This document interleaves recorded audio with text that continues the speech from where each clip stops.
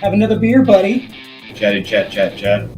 I think that they probably said that being shorter is advantageous. Well, they need to teach me then. There you go. So we had to poke a little fun at him. Call you Ginger Swag. Yeah. If you weren't bowlers, what would you have liked to have done instead? Anything else. Literally anything else. That's a great answer. The horse is so dead that it's on some kid's school project on a landfill already. And there you have it. No. We'll talk about that one more. Terrible idea.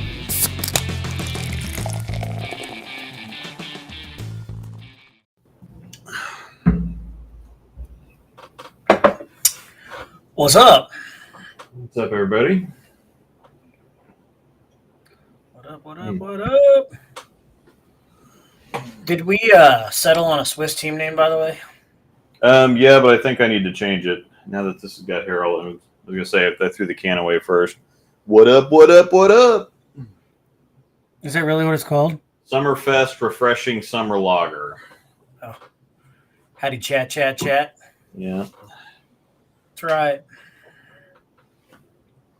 First time watching live. I've enjoyed your podcast and ball reviews. Mike, what's up? Thanks for hanging out with us. Yeah, it's great to have you. We're gonna talk a little bit about some. It's league season. We've got our draft coming up this week, and our Friday night mixed league starts this week.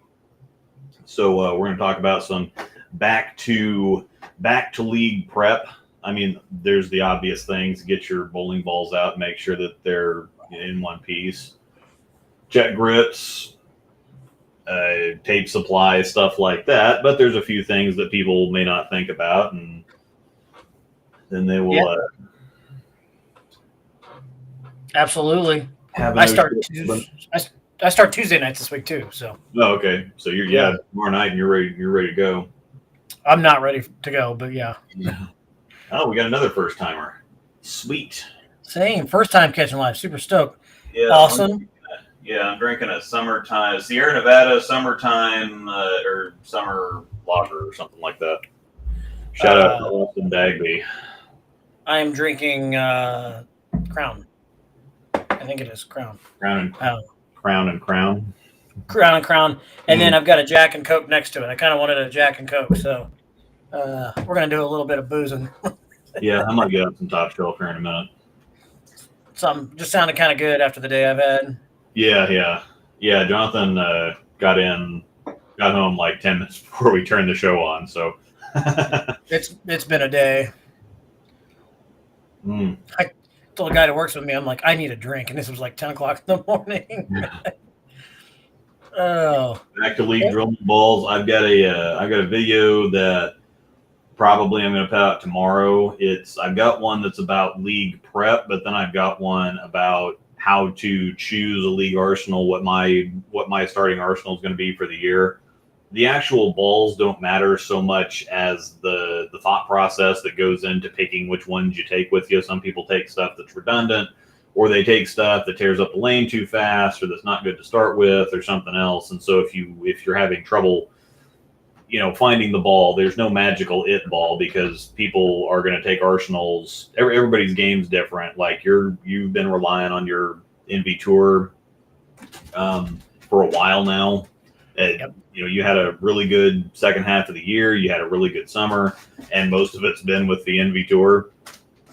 So part of it's about knowing your game, knowing what shapes and what everything works best for you, and then just knocking the pins down. Some people try to get too creative, or some people try to make it too interesting. And so it's just kind of, again, my pick's what I'm starting with, and then kind of a guide to help you pick out the best options for you. Plus, then I do have a league prep video that's coming. So some of the stuff we're going to talk about is going to be covered in the video, but not everybody watches the show. And so it's we're going to do some tips with that on there. We'll also catch you up. I had completely forgotten that the PWBA Tour Championships were happening over the last week and a half.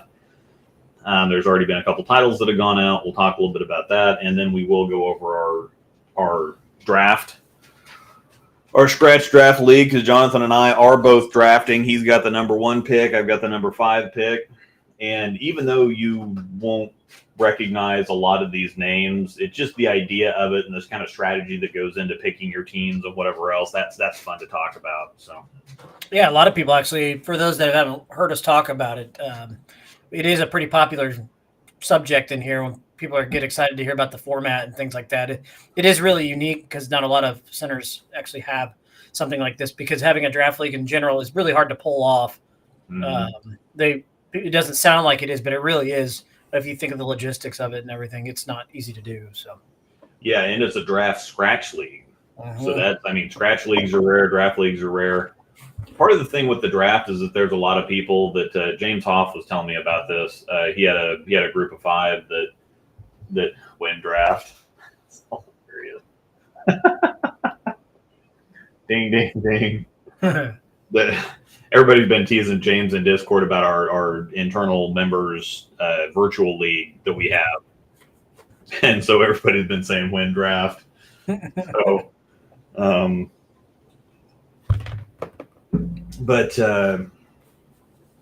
yeah. So, and I completely forgot what I was talking about. That's all good. So yeah, we'll talk a little bit about the draft. It's going to be a fun one to talk about. No, I will not tip my hand on who I'm going to take with the first pick. I'll let that Luke knows, but I'll let that slide for tonight just because I don't want to ruffle any feathers. Is James a captain this year? Yes, he's a captain. Yeah. He's got the last pick in the first round. That dumbass average 240. Overachiever. Yeah, get wrecked. 18th pick. But no, James Hoff was talking about that they had a team that they would bowl a league in different houses every single year, and they would win this league and then go to this house and win this league and go to this house and win this league. He said that's the only thing that kind of sucks about the draft type of thing is that you're always with different people every year, but that's kind of the thing that keeps it fresh and interesting too. It's not, you're not running it back with the same people every single year, and that can get a little old, especially if things aren't fresh, and the draft league is just competitive enough to scratch that itch without being douchey or people having egos or getting mad at each other or whatever else. So no, we really do have a league full of guys and gals that really genuinely don't like. I don't think there's anybody in there that literally just hates each other. So no, I mean everybody gets along pretty good. I've got a few people that I would probably prefer not to bowl with. And I think everybody's got, it's like, yeah, I really don't want to bowl with that person, but I'm not going to, there's not a single person in the league where I'm going to go like, oh my God, I just cannot, even if I'm like, well, I would rather have had somebody else. There's not a single person on the list that I would just refuse to bowl with or just say, oh God, this is going to be a long freaking year. I think everybody in that league is pretty great. So. Yeah, no, I agree with that. So it's going to be a fun year. Looking forward to it. This is my first time getting to actually be a captain and pick. So I'm a little nervous on how it's going to go, but I kind of have an idea what I want to do. So we'll see how that plays out. And at least having the first pick, you've got the one solid, because it's always, and we'll talk about this, but it's like a fantasy football draft. It never goes the way that you want or expect it to go, but at least if you have the first pick, that's one thing that you have to control under your belt, that you absolutely know. You're the first pick, you can take exactly who you want first, and then you kind of roll with the punches from there. But yep, I agree with that. So who PWBA wise, who's our new titleist for this? Not new, but who are our titleists for the Detroit swing here so far? Well, they still have the major to go, right? Mm-hmm. Yeah, the Tour Championship is kicking off now, but Jillian Martin won again.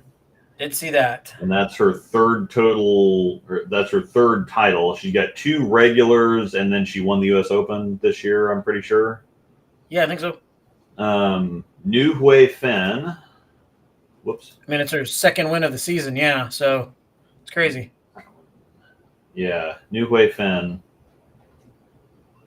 And the PWBA has been absolutely dominated by the international players, Korea, Singapore, and New Hui Finn beat Cherry Tan, and Lee Jane Sin won 3 or 4 titles this year.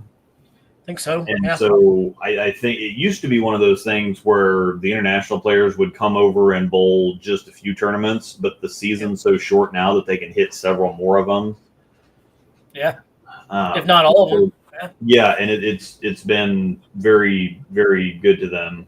So, and it looks like right now through after 20 game match play standing sheet after 20 games, just on their website now, looks like Jordan Richard in the lead at plus 462, Verity Crawley in second with plus 424, Julia Bond third at plus 371, cool. Missy Park in fourth at 320 over, and Maria Jose Rodriguez is also tied for fourth, and then sixth that rounds out that is Stephanie Johnson at plus 313. Oh.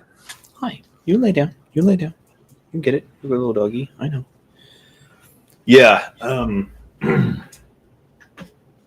So yeah, that's awesome. I'm a pretty big fan of Julia Bond too. So nice to see. She's got that kind of cool killer instinct vibe going on. She doesn't really do a whole lot to the ball. She just kind of keeps it in play and nothing. I like her game a lot. And yeah, I like her game too. Yeah, I agree with that. Verity showed me a pretty gnarly picture of her thumb the other day. I did see the picture. Yeah. I mean, it just all the chunk of skin came off the back of her hand or the back of her thumb. Yeah, it looked gross. I didn't get a chance to watch any of the PWBA stuff because I was in Branson. So I just got back from Branson yesterday afternoon. So yeah, how was it? You told me a little bit about that, but how was that? Because that was, you said it was Amanda Ray Ray's first time to Silver Dollar City, and then y'all's first time seeing the Stampede. And yeah, no, we had a good time. Stampede's great. The food's amazing. Silver Dollar City was fun. Didn't get to see as much of the park as we wanted to. They've kind of made that almost a 2-day thing nowadays, where it's so big that you could easily see yourself breaking it up into 2 days. Yeah, especially if you haven't been there before, haven't been there in a long time, it's just really hard to cover everything. As a matter of fact, when we went with our Discord group in June, most of them hadn't been to the park before, and we didn't. We maybe got through half of it. Yeah, so. It's ridiculous how big it is. But yeah, it was a lot of fun. It was just the three of us. It's kind of nice. Our first vacation, just the three of us ever, actually. So we kind of bummed that we didn't get to go do more on the strip, or not the strip, but at Silver Dollar City. But we did get to ride fire in the whole damn it, so that was worth it. Thanks, Jeremy. Appreciate it. We got to make sure that we get you in the Discord too, because you can get in the Discord and most stuff happens. So send me a message, or if you can't get worked out, you should have some kind of link or be able to get in there and sign up. That's where the majority of the stuff goes on. I mean, there's so much stuff in the Discord that even us that are in there several hours a day can't keep up with it all. So it's pretty active, lots of things to do, tournament groups that we organize and whatever else. Like I was just talking about, we go to Greater Ozarks. We put a couple teams together for that. And then we have our big KCO tournament coming up here pretty quick, but there's all kinds of crazy, awesome stuff in the Discord. So that's where you're going to want to be at. Yes, sir. Oh, and I forgot to mention, I did just get back from watching the finals of the $10,000 Springfield doubles too. So I am very shocked that Cam Crow and Boog lost. Obviously I was rooting for Zach. We went to see Zach for a little bit, and dude, that kid is on fire right now. He's bowling so well. Well, he's just doing that thing where he's kind of settled into, I'm just going to knock pins down. I'm not going to make it interesting. I'm not going to make it exciting. I'm just going to keep it as basic. It's kind of like when Stu was telling Brad on that video, he's like, dumb Brad bowled better. And so I think, and to his, I mean, bowling dumb is about the smartest thing that you can do, because then you don't have favorite bowling balls. You don't have this or that or whatever else. It just literally, you throw the ball where it strikes from, and you don't wait too long to make moves. You don't overcomplicate it. You don't stress yourself out, whatever else. And so, yeah, I think Zach's bowling so well specifically because he's got this really dialed in. And going with the concept of just doing what you got to do to knock pins down is is what ideal when you're doing it for a living, right? So there is that. So he's a really good guy. We've talked about him a lot, and he's been on the show before. So good friend of mine, and it's always good to see him outside of other tournaments and stuff that I'm not bowling. I can actually sit and watch. So, man, those guys are good down there. Yeah. I mean, I've seen Boog bowl many times, but getting to see Boog lofted, it's never awful to watch Boog lofted through the air all the way almost to like 10 feet past the arrows and the balls. Like he just splits boards doing it. Like, yeah. If you guys haven't had a chance to watch any of it, go back and watch the finals of a bracket match play of the $10,000 doubles from Springfield this past weekend. A lot of really good bowlers. It's on Inside Bowling. You can check it out with Mike Flanagan. So. Yeah, Boog's a lot of fun to watch too because he's just excited. He's energetic. He's just somebody that's really easy to root for. Yeah, and then he bowled with Cam Crow, and obviously Cam Crow gets animated. I got to see Shea Bidenbender actually get animated for the first time ever. Yeah. So Shea and Tim Barrett were behind 1-0. Didn't really have much of a look, and it was best of 3 bigger games. And they come storming back, but I have no idea how he made the shot because Shea had no look at all. Like it was just awful. They were just getting all nasty. Nate Garcia bowled with AJ Rice, which that can be an animated team. Yeah. AJ gets up in the fill, strikes, leaves a 4-pin, covers it. And as he covers it to make Shea have to mark and show up or strike and show up, all you hear in the background is Nate getting all hyped, like, yeah. And Tim looks at him like, it's a damn fill ball, dude. Chill. You haven't won this game. Shea gets up there and blind ball change. Blind ball change. I mean, he stuffs 10 back, elbow deep, and he gets up there and has to get, I think it's 8. And he gets up there again and stuffs the rack. And as he did, yeah! And even Flanagan's like, wow, where did this inventor come from? Yeah. It was a lot of fun to watch because those guys are all so good. And when they get into those tight moments, bowling for a good amount of money, it's high entertainment. Yeah, Shea's a little bit more lively than a Russ Wilson, so to speak. Yeah. Or he's one of those guys that it's hard to find a tour equivalent because a lot of guys are either like really quiet or really animated. Yep. Shea's kind of in the middle. He doesn't like mope around like Sam Cooley or something, but he's not quite to Chris Prather levels. But he just kind of quietly he does his thing. He's almost like a Frankie, but Frankie's even a little bit more subdued than Shea is. Yeah, I think. Yeah, I would agree with that. But Shea is also like freakishly good too, just like Frankie is. But it's just incredible to watch him bowl. Shea Bidenbender is no longer a Storm now, or not Shea Bidenbender. I'm sorry, Tim. Timmy is now not with Storm anymore. He's throwing Hammer. Yeah, I think Hammer or Ebonite or something's sponsoring or supporting the riverboat, the St. Louis Riverboat Open that they do. That makes sense. But yeah, Francois. Frankie, Francois. Come here, Buck. Lavioi. What are you doing, Buck? But yeah, anyways, long moral of the story was getting to stop in and see all those guys bowl. Not that I haven't seen them bowl before in person. If you have a chance to see the pros or anything like that in person, it is so worth it because Tommy Jones was there bowling too. I got to see him. Kyle Troop was there.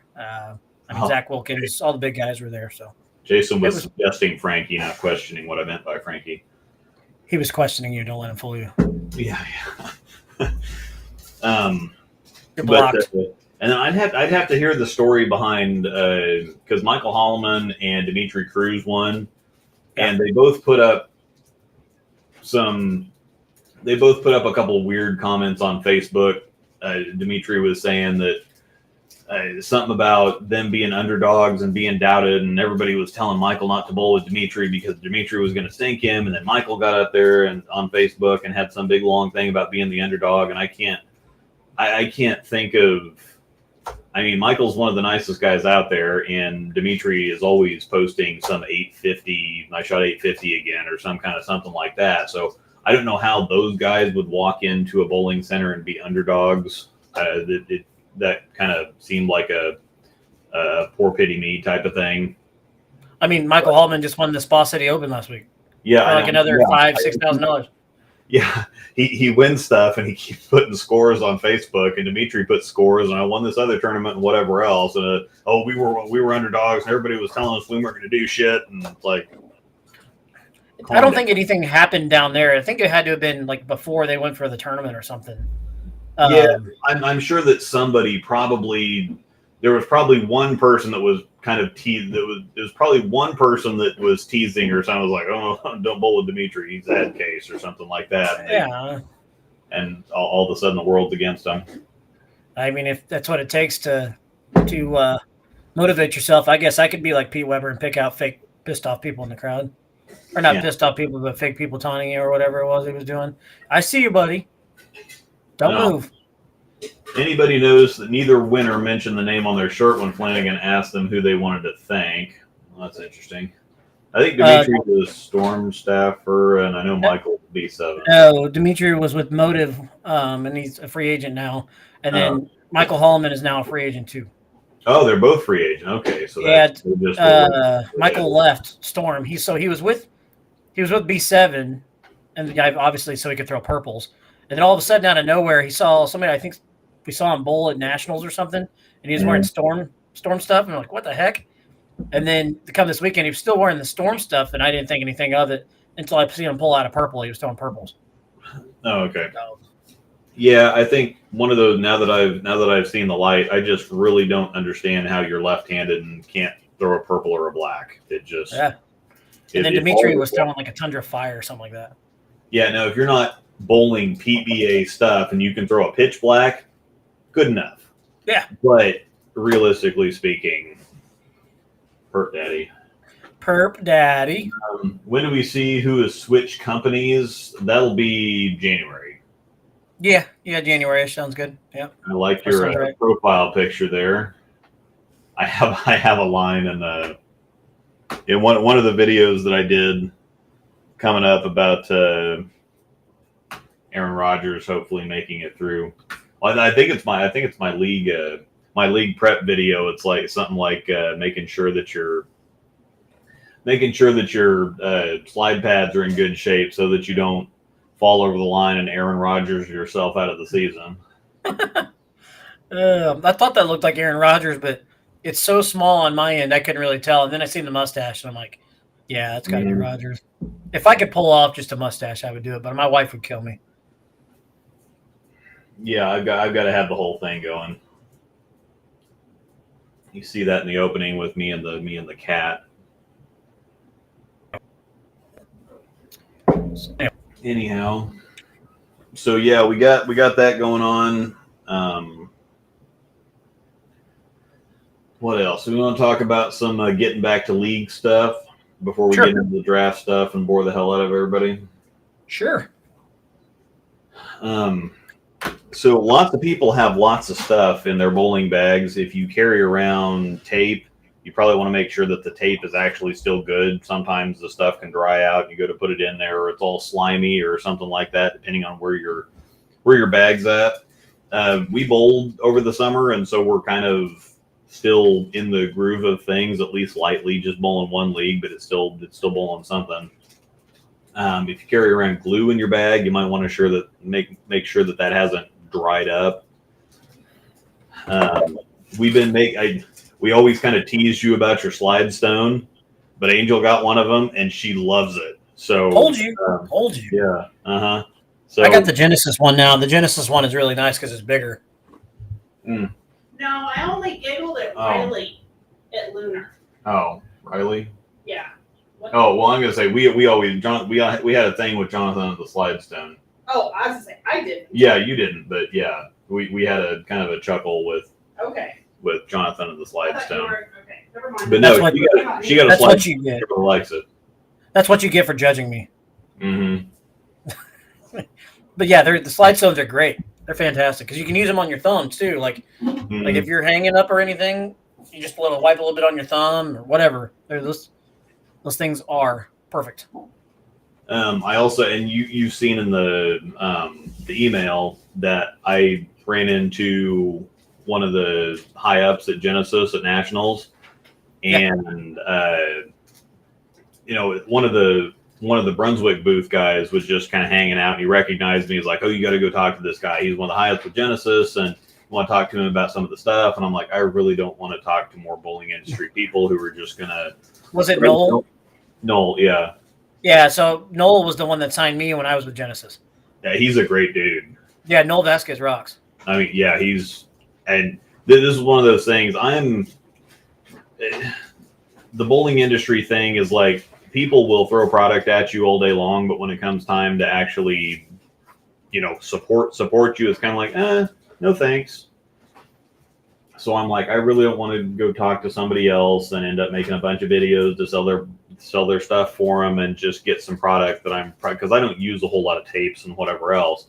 But I talked to Noel for about 30 minutes, and then he showed me a lot of stuff, and he's just one of those down to earth guys that just, number one, he knows bowling, and they have a very kind of ground level approach to, it's like, okay, well, we bowl, what would we like for accessories and stuff, and then they make that. They don't make the stuff we can probably, work an angle here and sell this crap to people. It's more, okay, well, what would be helpful for us to bowl with? Yeah. And so they're going to send me some stuff to check out. And actually, Chaz's hands sweat so much that he literally glues his turbo patches onto his thumb. Like, he carries around a bottle of glue so that he can glue his thumb tape on, because it rolls up and comes off. And so we just happen to be bowling the team practice session next to Noel and them were bowling so after I talked to him, they just happened to be bowling the BJ right next to us when we were bowling the team practice session. And so I said, okay, well, let's actually check this stuff out. And I said, okay, well, this guy can't get any tape to ever stick to his thumb. And Noel's like, oh yeah, sure, done deal. And Chaz put the piece of tape on, and it did not wrinkle for 55 solid minutes bowling that team practice session. And he's like, man, this is crazy. I've never had anything stick to my thumb like this. And they've got some other stuff coming out. They've got a new triple roller coming out. They're going to send me some stuff to check out. And Noel flipped me around, because I was like, God, I just do not want to talk to more people that are going to try to whatever. And he completely flipped me around. The stuff looks great. It sounds great. Put it in practice and it worked. And Noel's a great dude. And so, yeah. Genesis makes some really good products. Their ball cleaner is some of the best out there. And also their K-tape, their K-motion tape that they use, that is really good stuff. Like, you use that stuff, it's not going anywhere. You can shower with it on. And yeah, I might actually, I don't typically use a whole lot of any of that stuff. Like, I have a very simple, my drilling, my fit is very simple. I put one piece of black tape in the back, and that's it. I don't use anything else, whatever. But if I could put a piece of tape on my thumb rather than in the thumb hole, because whenever it comes time to replace it or something, that it always leaves residue in there. And if I could just put a piece of tape on my thumb and be done. But all the other stuff, it's like I don't feel like I can hang on to the ball and whatever else. And the K-motion tape, I get a little bit of tendonitis in the elbows every once in a while. Yep. Phone. But if some of that stuff is going to work and be supportive and whatever, I'll tape up. Yeah. Daniel, it's funny you say that. I could be wrong, but I think Genesis does make Motive's flex tapes.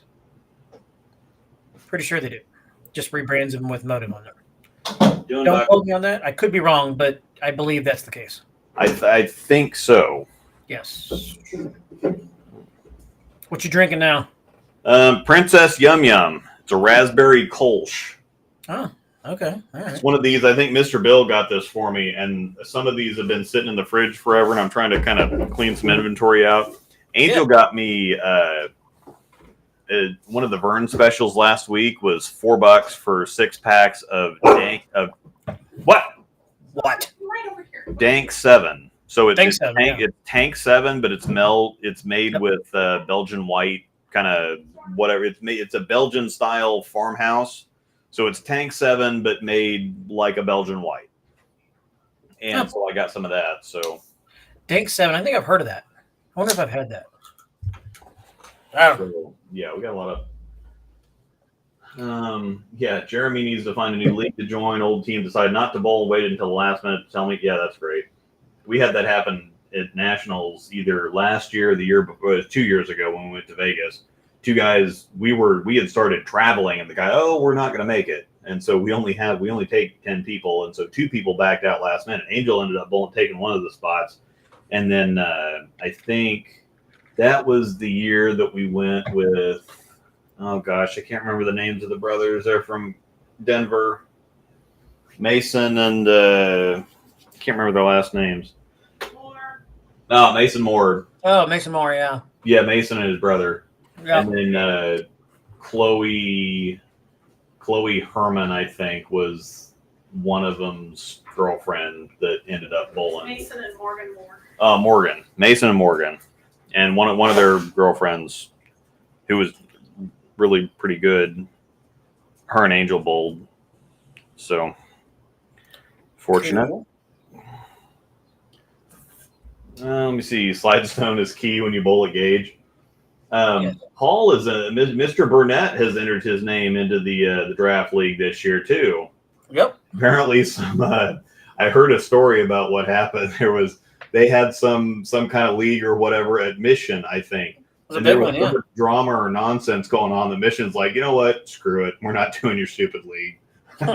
I think Paul was trying to organize it or work with it, and people were so dramatic. He's like, okay, screw it. You guys you idiots are on your own. And the Mission's like, yeah, we're just not going to run the league. So Paul's going to bowl on Thursdays.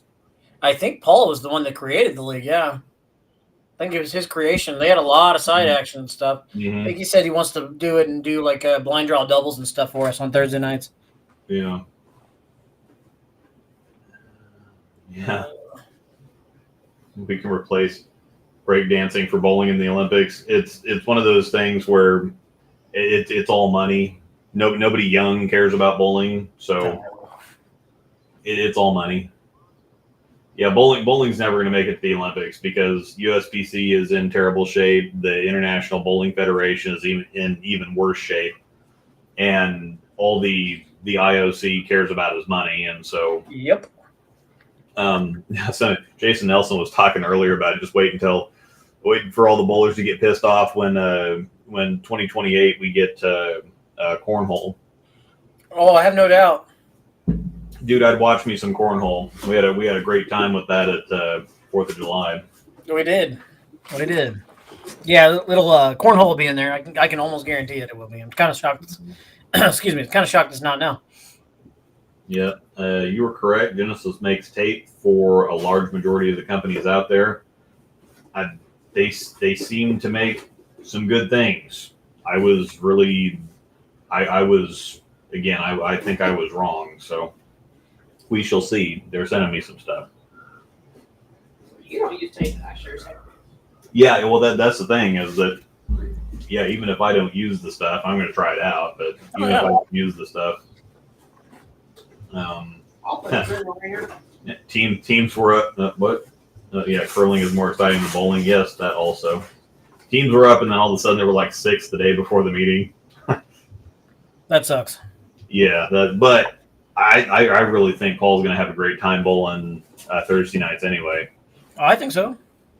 I think we'll have to see how swag balls do in Lawrence, but Yeah.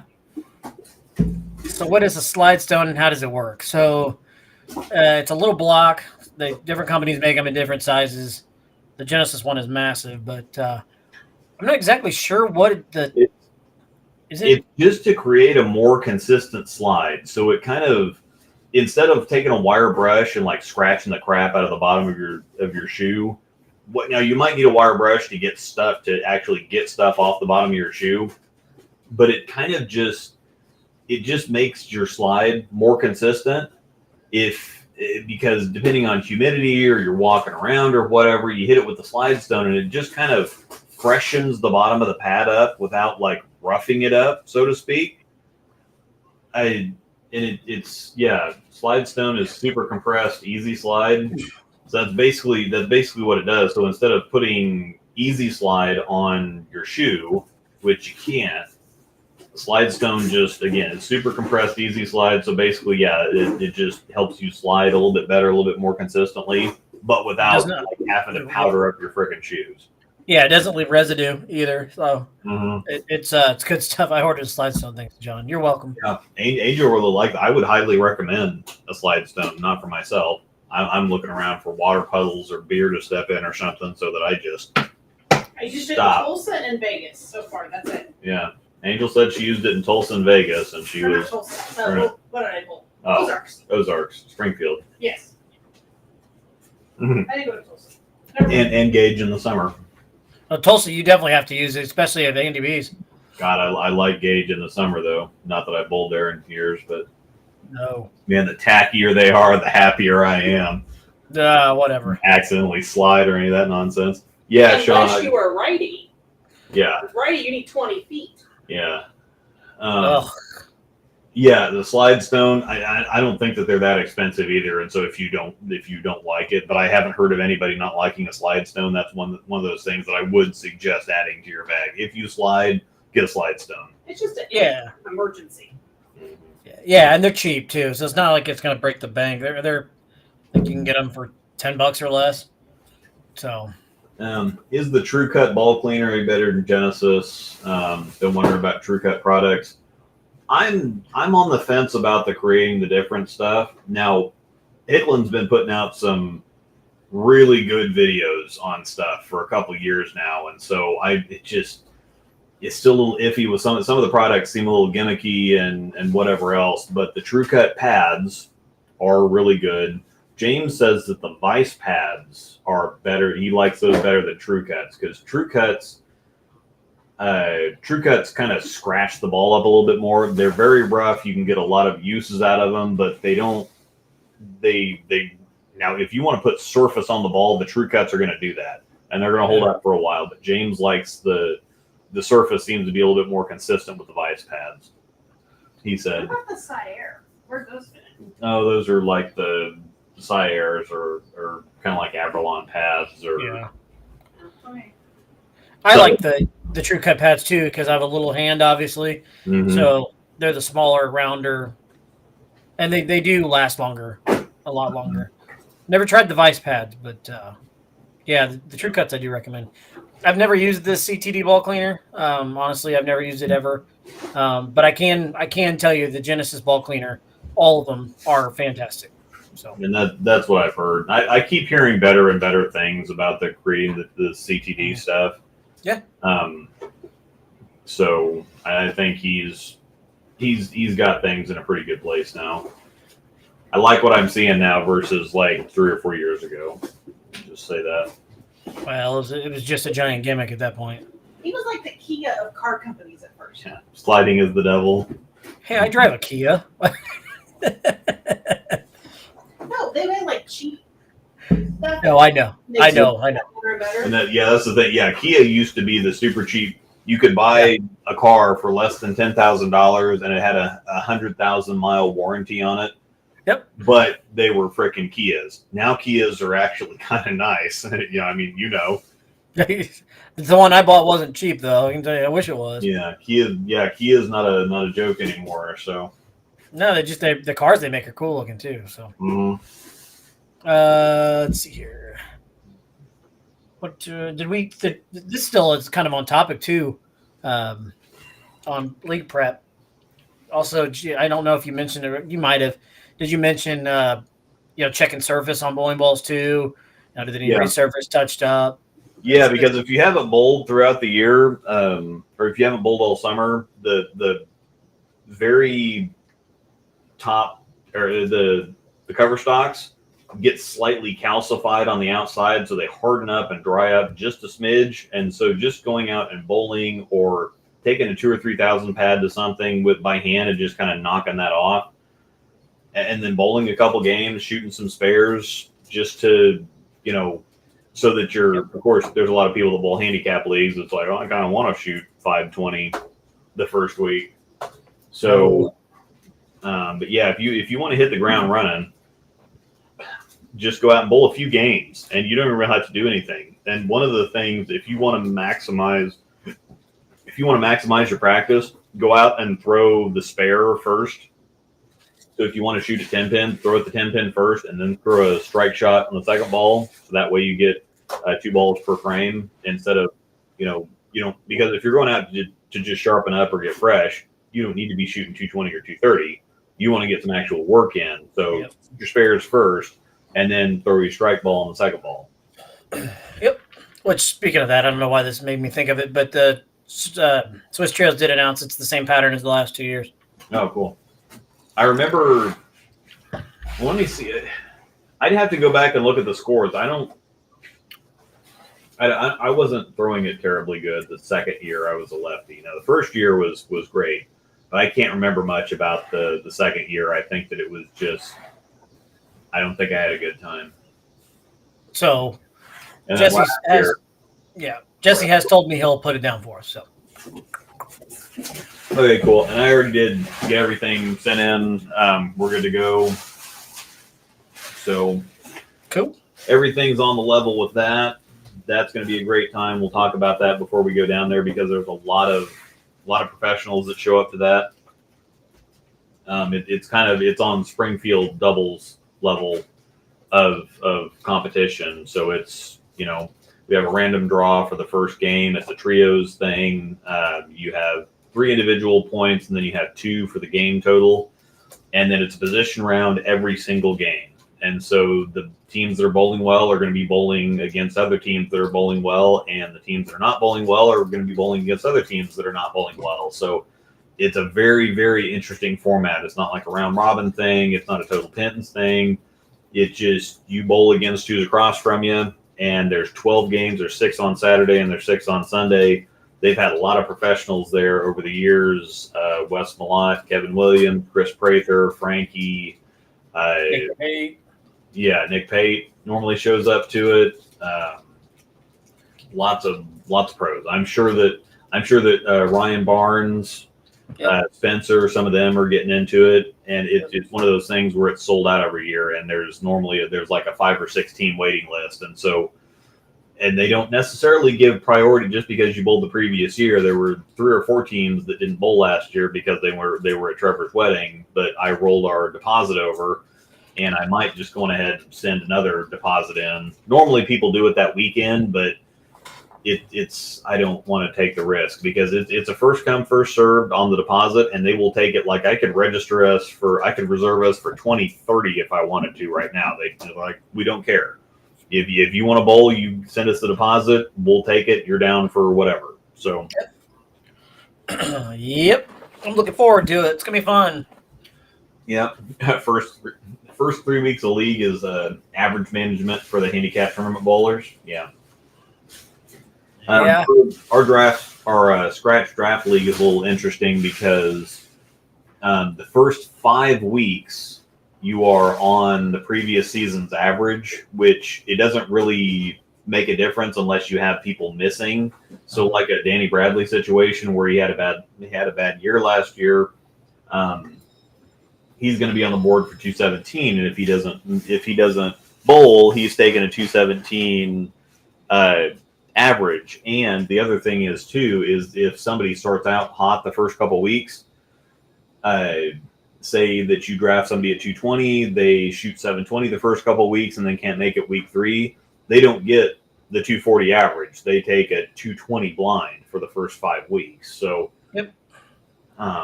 Yeah. So it's a little interesting with that too. But it is scratch, so yeah, and it's scratch too, and so for 5 weeks it does kind of matter. And again, that league is you don't want to mess around with lower averages. You want to bowl the best you can bowl every single night. There's no. Ooh, I could take a stab at this one first. Can I go?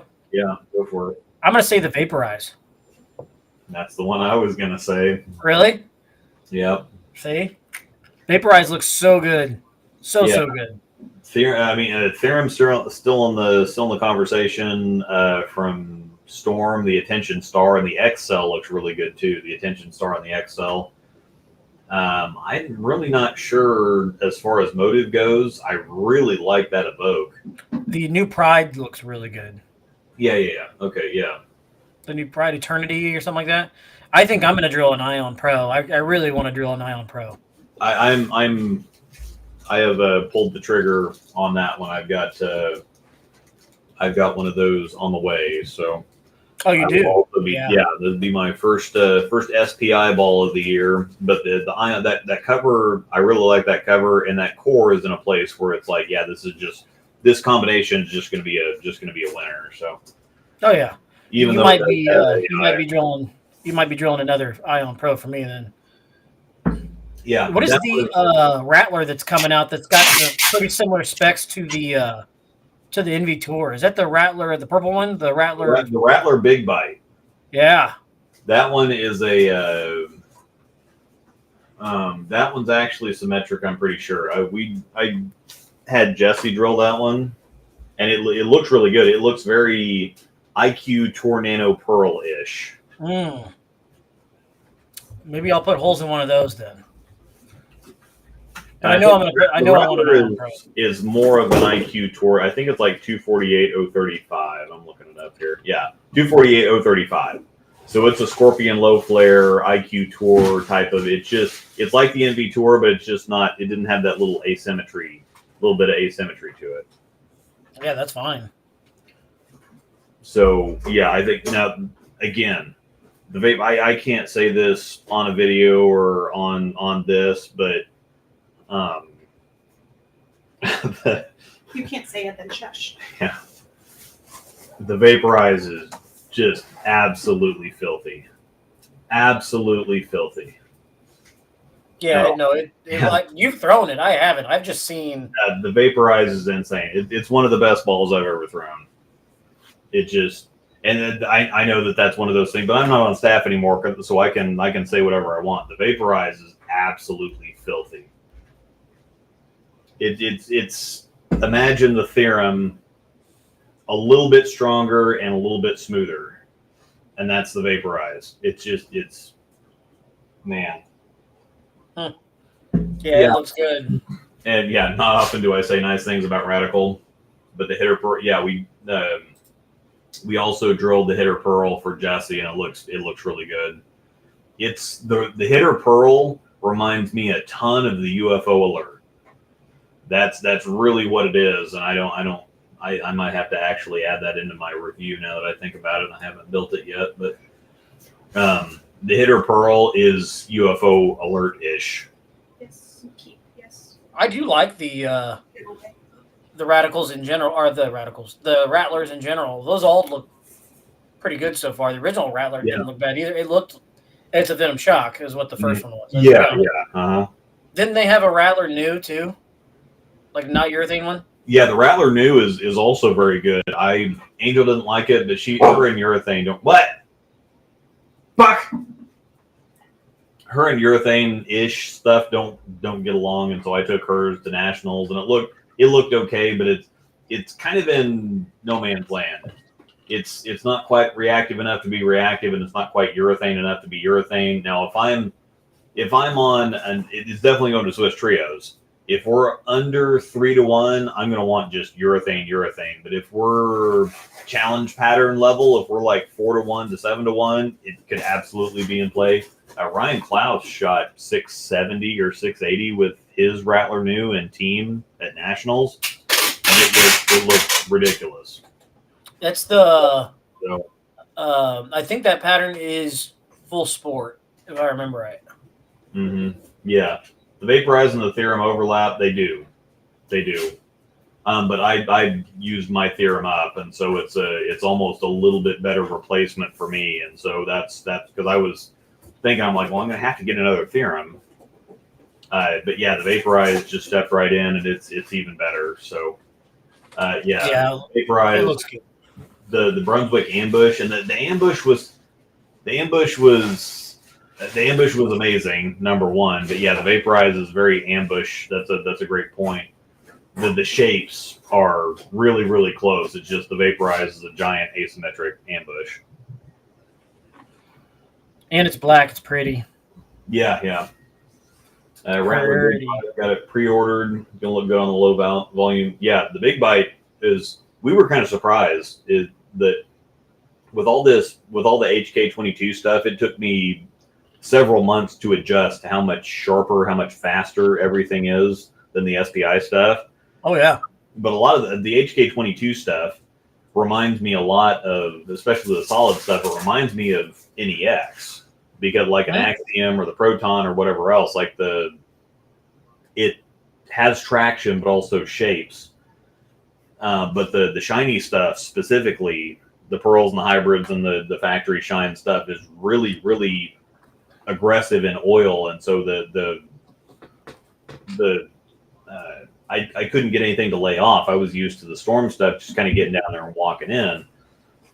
And the HK20 stuff, the HK22 stuff is very fast, but they've pulled that back, and so they have a lot of really smooth stuff too. So the Brunswick catalog just keeps looking better and better, and the Rattler Big Bite is one that is very controllable. Buck, what are you talking about, Buck? Also have the effect in there with the Theorem Vaporize for a lot of people. Yeah. Yeah, the effect is, and I actually mentioned that in my my league arsenal building thing. The Vaporize is directly between the Theorem and the effect, because the Vaporize has the cohesion additive, whatever that means. It means it's strong, but the Vaporize shapes more like the Theorem, but it's as aggressive and dynamic as the effect. The effect is very forward / directional, and so if you really get around the ball, the effect will help you kind of balance that a little bit. The Vaporize might dive. The Vaporize might dive a little bit too much if you get around the ball more. But if you get more up the back of it, and need something to help you out a little bit with a more continuous shape, the Vaporize is definitely going to be in play. But the effect has been really popular too. So yummy. Jack and Coke. Said I'm drinking some Jack and Coke now. It just sounded good. I have some beers down here. Beers just doesn't sound all that good. Yeah, I've had a little bit of top shelf here recently. Johnny brought me another bottle of Whistle Pig. I drilled him a couple new balls, and so he brought me another. And the just basic Whistle Pig 6-year rye is ridiculous. And I might have to splurge on a bottle of 10-year, because they had the Whistle Pig 10-year in Springfield at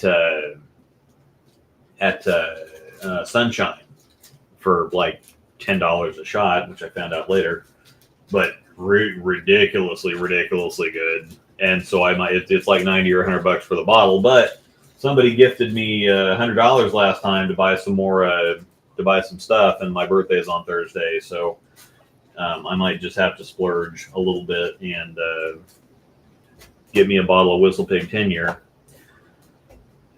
But yeah, so Whistle Pig 10-year. Never had that.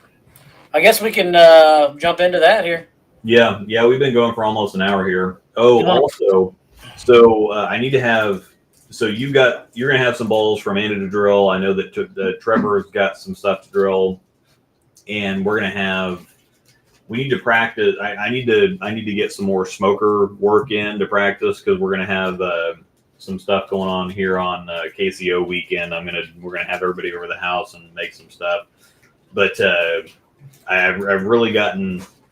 I spent a little bit more time with my smoker, and I've got the brats thing pretty down pat now. We got some brats, and I stuck them in there I looked up all kinds of stuff on Google, and so so if you want a crispier skin, you put them in there on 225-ish for like an hour, and then you ramp it up to 400 for 15 minutes to kind of crisp the skin up. Well, we did that, and they were just chewy as hell. Like, we couldn't even bite into them. And so I started looking up some more stuff and whatever, and we've actually got some out there right now. But if you do them on 225 for an hour and a half first, and then you wrap them up in foil and put a little lemon juice in there, you get the first hour and a half gets the smoke and a little bit of crisp on the skin, but then the lemon juice really softens up the exterior of it. And we had some last night, some jalapeno cheddar brats with those are my favorite. a little bit of lemon to them, and they were just melt in your mouth type of stuff. And so we're doing that again for supper. I was gonna say, now you're making me hungry. But no, I haven't drilled anything or got anything from Amanda yet. So we just got clarified that she's actually bowling. So I wasn't gonna order her anything if she wasn't bowling. But it's just she was bowling, then she wasn't. Now she's bowling again. So I'll have to get her something drilled up. I'm gonna order that Ion Pro at some point. Once I do, I'll come see it with that. But we can still do a cookout regardless. Yeah, because we got a Farview Farms is a meat processing plant. It's literally I can drive there in 3 minutes. Yeah, and they've got. I'm going to do some brisket. They got whole brisket, so I can make brisket and the burnt ends. Yeah. They've got pork. They've got pork belly. They've got whatever else. So yeah, I need to practice a little bit. Stop it! I'm getting hungry. I need to work on my chili recipe for beer and chili because that's coming up too in October. Yep. That's yeah. I think that's actually too because I think it's October 12th is what we decided on, wasn't it? I think so. Yeah. I have to look at my calendar. I believe so. Yeah, so that's 2 months away. So I need to get working on chili because I always suck at the beer and chili thing, right? I always suck at the chili thing. The drinking thing goes okay. Eventually, it'll turn around. I mean, it's as soon as you lock it down, you'll be all right. But so I'll get with you, and we can do we can grill regardless and hang out. So yeah. Do you have the list you're gonna pull up? Yeah, because there's a lot of people that are actually in here. I need to. Ken Caudell in the building because he was talking about hanging out. So yeah, we've got Norm's in here. Good to see Norm. Thinking about getting the mesmerize. Yeah, I think Norm, you'd look really good with the mesmerize. I think you'd like it's strong, but I think that's Norm ball for sure. I think I'm gonna get one of those for Amanda at some point. That's one of two I'd like to get her. Yeah, and then Tobias is asking who you're taking first. So I'll go ahead and put the list up. So. Jonathan, so our scratch draft league, the draft is Thursday, and then we start bowling the following Thursday. The way that it works is we've got the top 18 averages from the previous season are team captains. We've had 18 teams for the last however many years, and it works really well because we had 2 17-week halves. It works out perfectly. Draft question, is the draft roster bigger than the team spaces available? Yes, it is. So the one thing that kind of sucks about a draft situation is that there will be a handful of people that don't get drafted. However, there is a league that fills the rest of the house. Royal has 40 lanes. And so most of the time, the people that don't end up getting drafted just bowl that other league. And so they kind of plan on it. The minimum average to put your name in the hat to get drafted is 180. Most of the time, if you're under 200, you're not going to make it in because it is a fairly competitive league. And but anyway, so the top 18 averages from the previous year are the captains. The lowest or the 18th average drafts first. And then they go all the way to the last team captain, which is going to be James. And then they take your average, the team captain's average, and their draftees' average, and they rank them again. So it's not a snake draft where like a fantasy football type of thing, where if you're in the 5 spot out of 10 teams, you draft, the snake draft all the way through. They reshuffle you based on your total team average. So the lowest total average in all 3 rounds drafts first. So Jonathan is the 18th team captain, and so he's the last captain, which means he picks first. Lots of people are wanting to know who you're picking first. Well, they can wait all they want because I'm not going to tell you. I'll let that be a surprise on draft night. Yeah, and we'll have a recap show. I don't know if we'll do it next Monday or if we'll just wait for the next regularly scheduled program.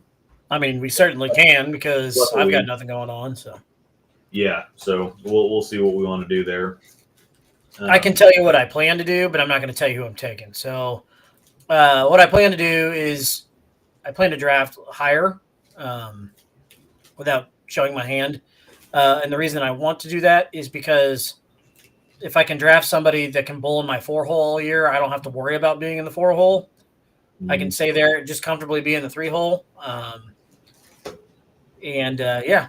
think that's my game plan. And I'm also, the nice part about where I'm at is I'm guaranteed a solid player. So never hurts to take a solid player out of the get-go. I mean, I could shortchange it and go lower so that I could set myself up higher for a better second-round pick, but I would just be absolutely silly to do that. So, yeah, I think that's when you're drafting in the first several spots, there's always going to be a few people coming back into the league that are average pretty decently, whether they didn't bowl the league the previous year or they're new additions to the league. There's always going to be a few 225 pluses out there. And if you're the first few spots in the draft, most of the time, the first few picks were 3 bowlers the previous year that just averaged high enough to be captains for the following year. And so the thing is, with the first few picks, you are really drafting an anchor bowler.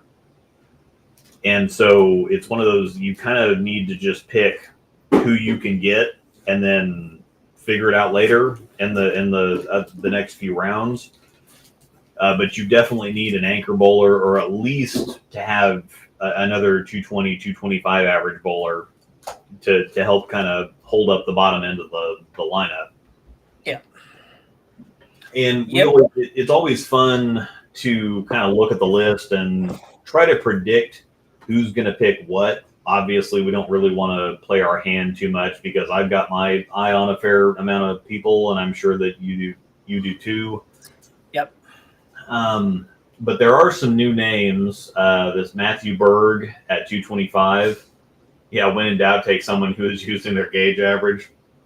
That's actually not a bad point. But normally, if people are entering the draft, that haven't bowled the league before, or especially that haven't bowled at West or at Royal Crest before, I generally subtract 10 from their average, because that's normally what happens. And if they're a Topeka bowler, you subtract 20 unless they bowl at gauge.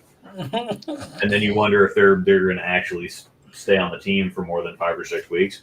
It's funny you say that, though, so I want you to clarify. I know why you're saying it. 100% know why you're saying it. But why are you saying you should subtract 10, considering what people look at Laurel Crest from the outside saying, but why all the scores come from there?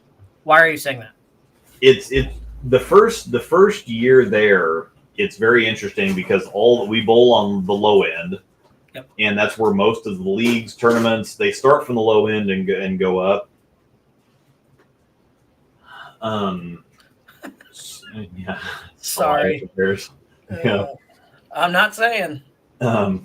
But the pairs all have their distinct characteristics from 1 through 18. 1 and 2 is completely bipolar. You never know what you're going to get. It's like a box of chocolates, you might say. 17 and 18 was terrible last year. 17 and 18 was just awful. 9 and 10 is normally a high-scoring pair. 3 and 4 are very different. You know, one lane plays several boards drier than the other. 5 and 6 is okay. 7 and 8 is kind of up and down.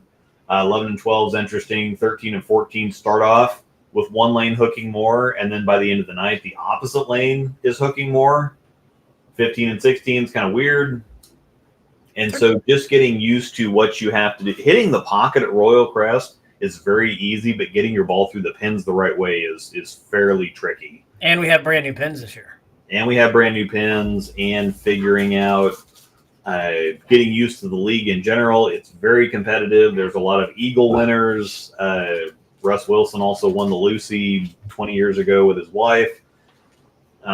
We have PBA regional titles. We've got a lot of really, really accomplished bowlers that have legitimate resumes.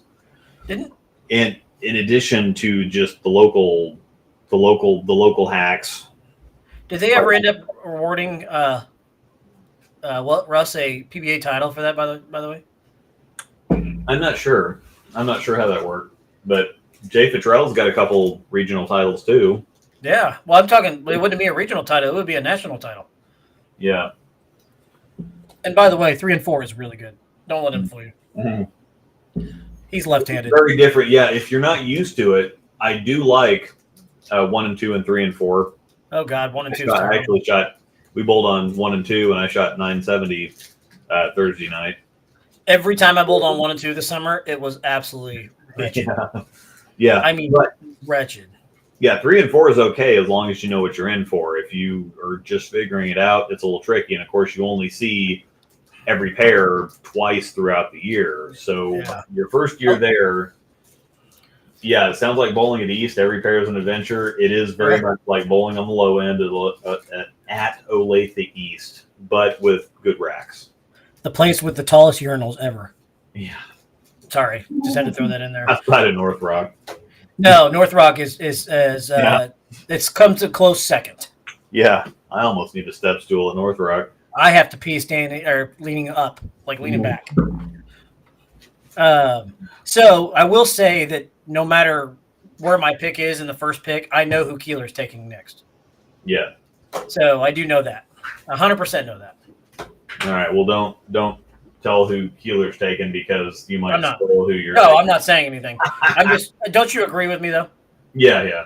So, no, I'm not going to spoil that. So, with that being said, I'm going to go ahead and see what Luke thinks it's going to come down to, or you don't have to tell us, but who you think is going to be available when you get to year 5, right? Yeah. I think, and there are a few new people, and so it's one of those things where even if you know the bowler and you have their entering average, again, I normally subtract. Yeah. If you're coming in the league, because again, it's very competitive. We do have some high rev rates, but it's not that bad. We got a good mix. Figuring out Royal Crest, now if you have bowled at Royal Crest, if it's a Royal Crest average, that gets me a whole. I'd like subtract 5 pins. But if you're coming in fresh, it's just 10 off the top of whatever's on the list.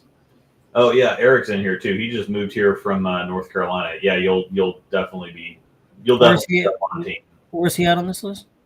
He's 214. I'm pretty sure. Yeah, 214 even. So, he'll definitely get drafted. Sweet. Welcome to the league. It is a great center. You'll enjoy it. Mm-hmm. Jesse Bauer is going to take Ryan Miller with his first pick. You can book it. James has done a little mock draft of who's going to take who, and I won't spoil it, but I agree with his first 5 picks 100%. Did he guess mine? Yes or no? Yeah. What? Yeah, he guessed yours. There is a slight wrench in there, but I agree with his picks 100%. So where I'm really curious how things are going to shake out is come round 2, who's going to be there, who's not going to be there. Round 2 is what's very interesting. Oh, yeah, big time. I have been literally trying to play out in my head how I see it's going to play out. And every time I look at it a different way, I have no idea. Yeah, see what we got D1 ballers over Olathe East. That's why the urinals are so tall. I don't give a shit what D1 ballers you got or don't got. They're tall urinals. Why is everyone leaving North Carolina for Kansas? That's a great question. I don't know how people end up here. Like, I don't know how many people I worked with my first several years in, as an adult trying to work stuff. I work with people from Atlanta, from California, from New York, from whatever else. I'm like, why the hell did you end up in Topeka, of all places? Like Kansas City, I can understand. Topeka, I don't understand. But so the interesting thing here, so what you're really looking for when we go to draft, what's up, Clint? What up? What we're really looking for is we're looking for value, because when they reshuffle the teams the second round based on your average, so you said that you're going to draft higher. If you go 225 or higher, 220 or higher, you're going to end up at 440, 445, 450, something like that. Yep. Whereas if you draft, let's just say you draft a 215, Jerry Jennings instead, if you draft a 215, you're going to be at 435. 435 is going to put you in a whole lot better draft position for the next round, because if you look at a lot of these averages, like even Jason at 225, to get a decent bowler, he's still going to be looking in the 217 to 220 range is what's going to be left there for him, which is still going to put him over 440 for the next round. And so once they kind of reshuffle and re-rank everybody for that second round based on the team averages, the lowest total sum of the captain's average and their draftees' average is going to rank you from top to bottom. And so the lower the average between you adding up and additionally to who you pick, the higher you're going to pick in the second round. The interesting thing with this year is that there's not a whole lot. I don't think that there's a whole lot of value on the left column or the higher averages. There's a lot of people that had really good years, and you can say, let me turn this. See, I think there's some value on the right side. I see a lot of value on the right side. There's a lot of value in the second round and the third round, I think, because there's a lot of people that had career years. And I'm not trying to talk shit or whatever, but things, facts are facts. The truth is the truth. It's not my fault for saying it. So I'm just saying, I'm at 222. I think that I'm probably going to be around 222 to 225 next year. And that's not me talking about myself. That's just being realistic and honest. And all the captains that are drafting have to look at this exactly the same way. So you can look down through this. Nick Vaughn's going to average 230. He just is. Tobias is going to average 230. He just is. So I'm looking at those saying, because Tobias did sub several times last year on your team. I know Jason would want to draft him if he could, but there's zero way that Tobias makes it down to him. And Tobias is not going to make it to me either. Where is Jason? Jason, yeah, he's not making it. Jason's picking is 8th. Yeah, he's not making it to 8th. 9th. There's no way. No way. He's got the 9th pick. But Tobias is absolutely going to average 230. Matthew Berg bowls for Ottawa. He throws it really good. I could see him averaging 225. I could see Jesse taking him then. Yeah, I could see, because I think he did sub a couple times last year. I have seen him bowl. He throws it really good. I think he could figure it out. Is he two-handed or one? He's one-handed, I'm pretty sure. He might be two. Yeah, John Lander. I mean, I get it, but it's not like anyone can steal Haas' first pick if he says who it is. Well, there's reasons for it. It's just, I'll let it be. Reasons. Yes. Peter Zabak apparently bowls at Olathe, and he's a friend of David John's. James was going to ask about him. Ryan Klaus, I think 220 is kind of right there. I think Ryan is. I would put Ryan on the higher side of that. I would say he would be more. I would bet on Ryan averaging over 220 rather than under 220 if I was betting on it. And I just snapped him off, like barely. Yeah. Terry Tidd, I don't know who he is, but apparently that's a Royal Crest average. Terry Tidd sounds familiar. I don't recognize the name. He definitely was not in the draft last year. Let me see if I can look him up on Facebook. Oh. Yeah. Caitlin's at 220 basically. That's a good spot for Caitlin. I think she's probably going to average 220 again. Kevin Burrell, that was a really good year for him, 220. I think he can do it again, but I think that's, him and Caitlin both have lower rev rates. And so I think that, is the draft live streamed? I definitely watched it. No, they have the league meeting and then they kick everybody out because sometimes they don't want people to feel bad if they're picked in later rounds, or sometimes we do trades too. Like there was one year a few years ago, the two captains traded their entire teams. Which is another big reason you don't want to spoil who your picks are going to be. So yeah. You just never know what's going to get offered, what plays out, and you just kind of keep it hush-hush. And you don't want people's feelings to get hurt. It's the big thing, because I don't care who you are. If you don't go as high as you expected to go, a lot of times you might hang your head, right? We got Josh King too in here, which I guess two-handed. Yeah, there's Josh King, there's Superman Josh King, and then there's Ginger Josh King from Ottawa. Okay, yeah, I couldn't remember. I know Josh King from Ottawa. I recognize. Yeah, the other one looks like Henry Cavill. Okay, where he looks just like Superman. Anyway, yeah, Berg is two-handed. He lost a couple 300s due to that Fusion Alley carry. I think that I think Berg could average 225. I think he could. I've heard a lot of good things about Josh King too. So, but yeah, I think Caitlin's going to be right there at 220. I think Kevin's going to be right there at 220. I think Adam Riley had a really good year. I think he's going to be around 220. Danny Bradley is the first one that really stands out to me because he's been 230. Danny Bradley is normally 230. He had a really rough first half last year, and I guess he's got something going on with his knee, but he thinks he should be back and in fighting shape. That's the first big one that I see on there at 217. He could easily average 230. So right away, he's the biggest value in the first 10 picks for me. Nick Cruz, I have no idea who Nick is. Rick Jimenez, I would put him right at where he's at, 217 to 215 to 220. He had some kind of a foot issue, so he didn't bowl last. Alex ended up bowling for him.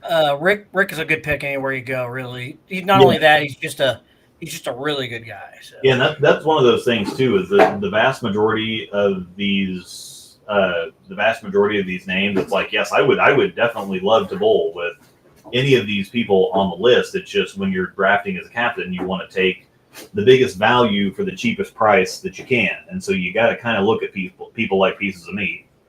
Honestly speaking, I mean, I've been in the draft before too, and there's been people have done that to me too. So it is what it is. So you can get mad about it if you want, but just if you're mad about it, then just do better.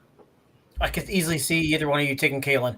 I like Caitlin a lot. I'd love to bowl with her. She's a good person, but I'm gonna do. I'm not going to draft Caitlin with my first pick. I don't think Caitlin's gonna make it to Rob, but Rob, if she's there, Rob will absolutely take his wife. Of course, they bowled together last year. I don't think Caitlin's gonna make it to it. Now there are some people in the league do bowl with Trent Overby is absolutely taking Mike Hathaway with the first pick, and everybody knows that. Everybody accepts it. It's completely okay. And there are some people that know okay, well, if I don't draft, I might want to draft this person, but somebody always drafts this person. They're always on their team, and so it's like, okay, I'll let them have their teammate, and I'll work around it. Star frame. Yeah. But Caitlin, I think, is definitely going before Rob gets to her. Because Rob's at where is he at? He's on the other side of that list. I think I'm going to go out on a limb and say Caitlin's going to Jeff White. Yeah, Caitlin's 7th on the board. I could definitely see Jeff picking up Caitlin. Caitlin's going to go to Jeff or Bo. Mm-hmm. That's my. And this is the other thing too, is that looking at the team captains, some pick Mike Tennyson always drafts the best available. Always, never fails. He doesn't even need to be in the draft room. He can be like the fantasy football auto draft. You don't even need him there because he's going to take the best available. He doesn't care who it is, what it's going to be. Who's number one on the board? Give it to me. Yeah. Which, believe it or not, is not always the best way to go about it. Yeah, Justin McAllister. Nothing against anybody. Yeah.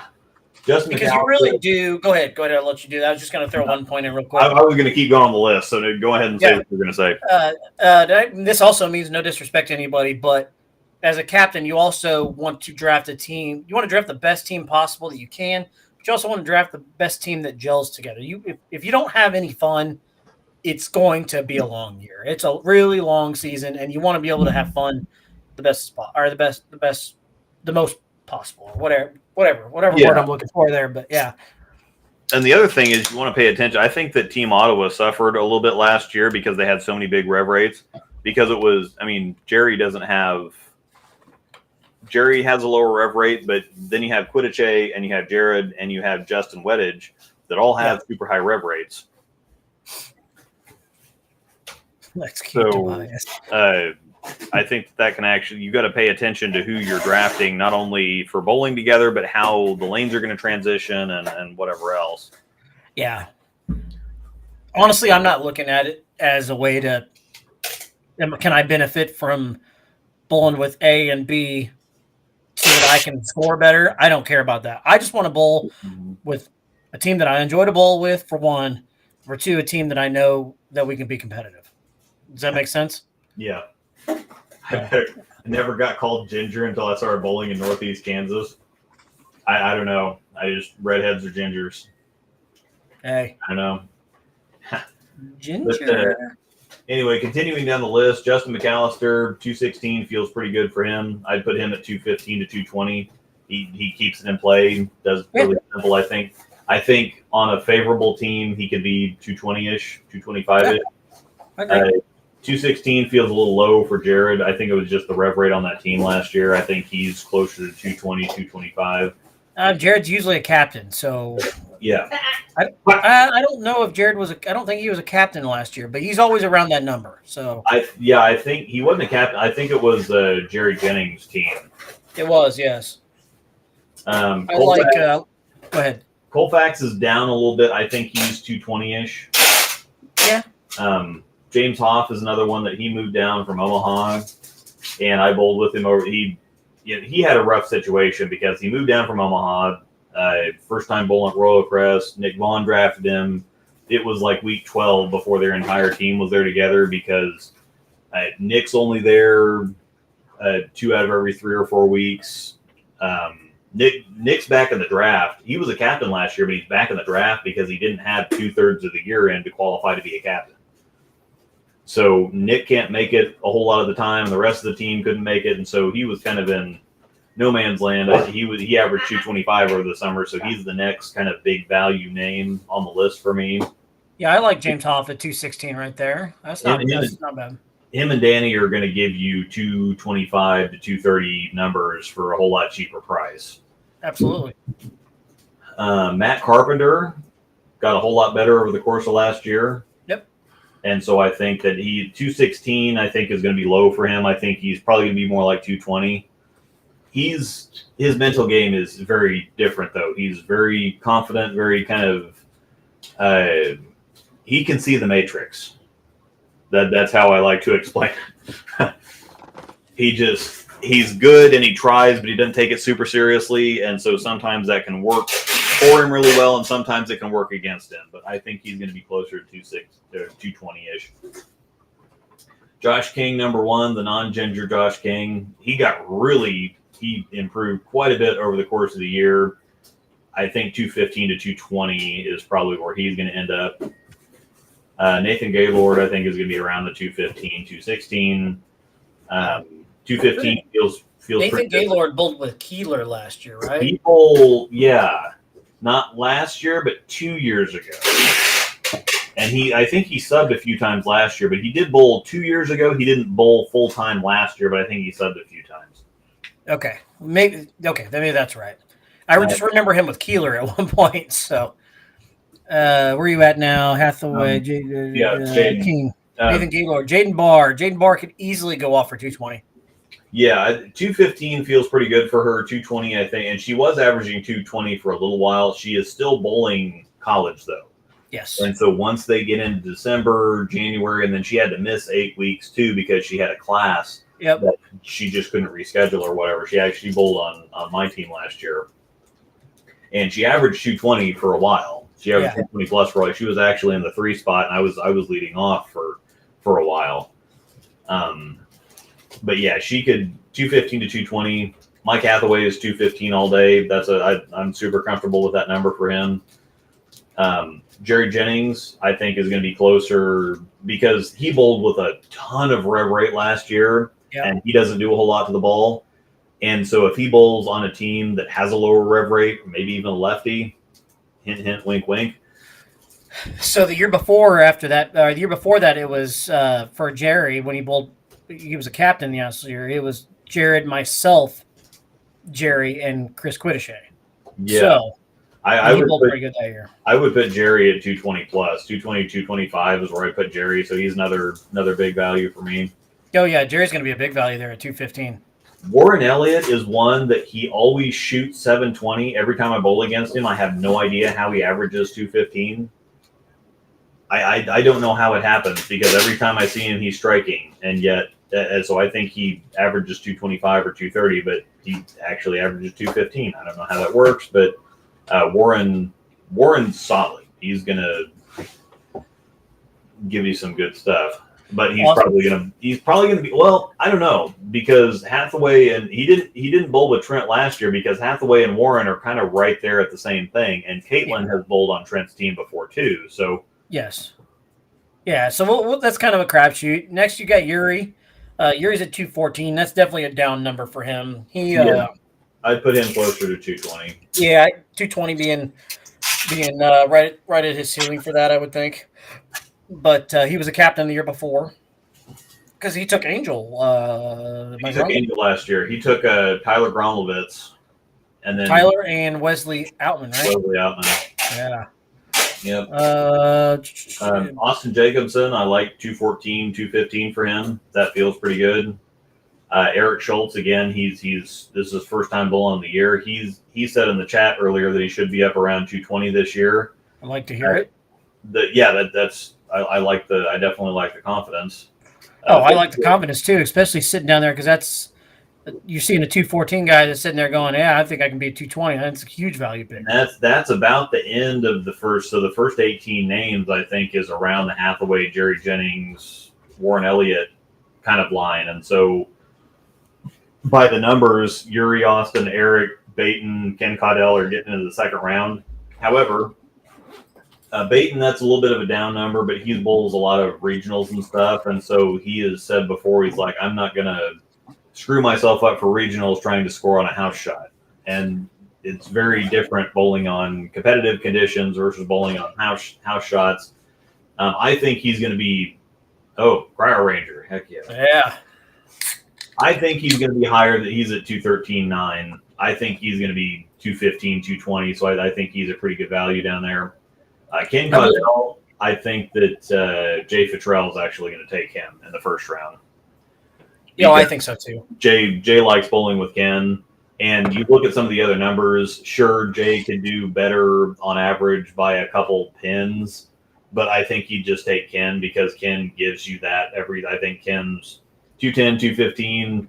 That's what he gives you, and he's super consistent, and he can put a couple 700s up there too, and so that's Ken's one of the safer picks on the board. And he's a lot of fun to bowl with. Oh yeah. That's the other thing is he's just a riot to bowl with. You can always count on Ken being the loudest guy in the center. Yeah. Jeff Alton, I think, is a little down for him, but he kind of just points it. He just spins it a little bit off the corner. So 210 to 215 is where I put him. Oh, Eric says off year last year for me coming off foot surgery. Okay. Even better. We have him 140. So yep, that I put him in the value. Storm Dog, what are you doing? You don't want to play. Go away. And that's not a knock, Eric. It's just because it's the unknown. We don't know who you are, so it's going to be one of those things where, nobody knows what they're getting. So there's always a little bit of a Royal Crest adjustment. So, woof. It depends on how fast you. But again, like James Hoff, his career average 225 in Omaha or whatever, and then he had it. Well, of course, his team kind of contributed to it, but. Anyhow, Jeff Alton, again, I think is 215-ish. Noah Belt, he was really up and down last year. He bowled on my team, and he could put in 750, but if it was a bad week, it could be 550 as well. I think that's still a little down for him because he bowled really well over the summer. I think he averaged 220 to 225 over the summer.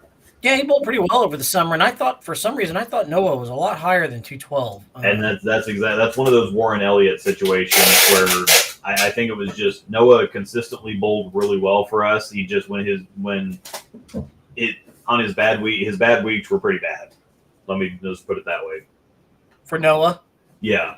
And I think that's the only thing that holds his average down because he was one of the best leadoff bowlers in the league. I'd have put him up against anybody else. he hurt his thumb. He had Yeah. something with his thumb. That, Okay, so yeah, he did have kind of an injury for a little bit. I got to ask, when you said when his down weeks were down weeks and they were really bad, was it pairs? Now, the reason I say this because how straight he plays. Like, there's there's no angles coming from that guy. It's all dead straight as much as possible, as long as possible. So is it usually a pair with the fronts hook quite a bit, and so the ball's just hooking early? No, it was more pairs where the back ends were soft because the ball just didn't finish for him because he is very soft at release and he spins it just a little bit. And so if the ball wasn't picking up down lane, it'd sail on him. And then especially if we had a pair like that had soft back ends and then we had a lot of rev rate on the pair, that kind of kicked him out. Yeah, I could see that. Okay. So, I just didn't know if it was the pairs that just absolutely hooked that just kind of got to him or what. But I can't really explain how Royal Crest plays. I think it's just it's very easy to hit the pocket, but figuring out what you've got to do to get the ball through the pins the right way is a little unique. It is. I agree with that. It's a little bit different for everybody too. So you can't just watch somebody and say, okay, well they can get the ball to finish and look really good, because if a lot of people, if they try to play like Russ Wilson, it wouldn't work out. Or if they try to play like Jay Futrell, it wouldn't work out. Tyler generally plays an arrow left to everybody. So it comes down to figuring out how to get your ball roll through the pins the right way. And it can be a little tricky, especially because if you think you've got it figured out one week, you go to a different pair, that pair acts differently. The pairs and the lanes all have their own characteristics, 1 through 18. So it's a very combination of things. No, I couldn't say that any better. Actually, what Luke just said is 100% spot on. And you could think, oh, man, I just wrecked him this week. And then you go next week, and then you hit 17 and 18. I mean, 17 and 18 hooked off the freaking planet last year everywhere. Yeah. I mean, we had last year, when we hit that pair, we bowled Johnny's team. Mm-hmm. Crouch had like 520. And Johnny had like 521. No, 518 or something like that. Like, how do you get two good players on a pair like that? Well, there was one week that Keeler was high on the pair with like 630. A week that we bowled Keeler's team, we were on 17 and 18, and the high set on the pair was 640. That's terrible. We're talking about, again, James that averaged 230, not almost 240 for the year. I'm at 222. Jaden was at 215, and Noah was at 212. And then Keeler had him and Justin Preston, Jeff White, that averaged 223, and 640 was high on the pair. That was a rough week. Oh, yeah. No, also, I threw this away too early, but I can't see it. There you go. Tank. That's the Dank 7, yeah. That Dank 7.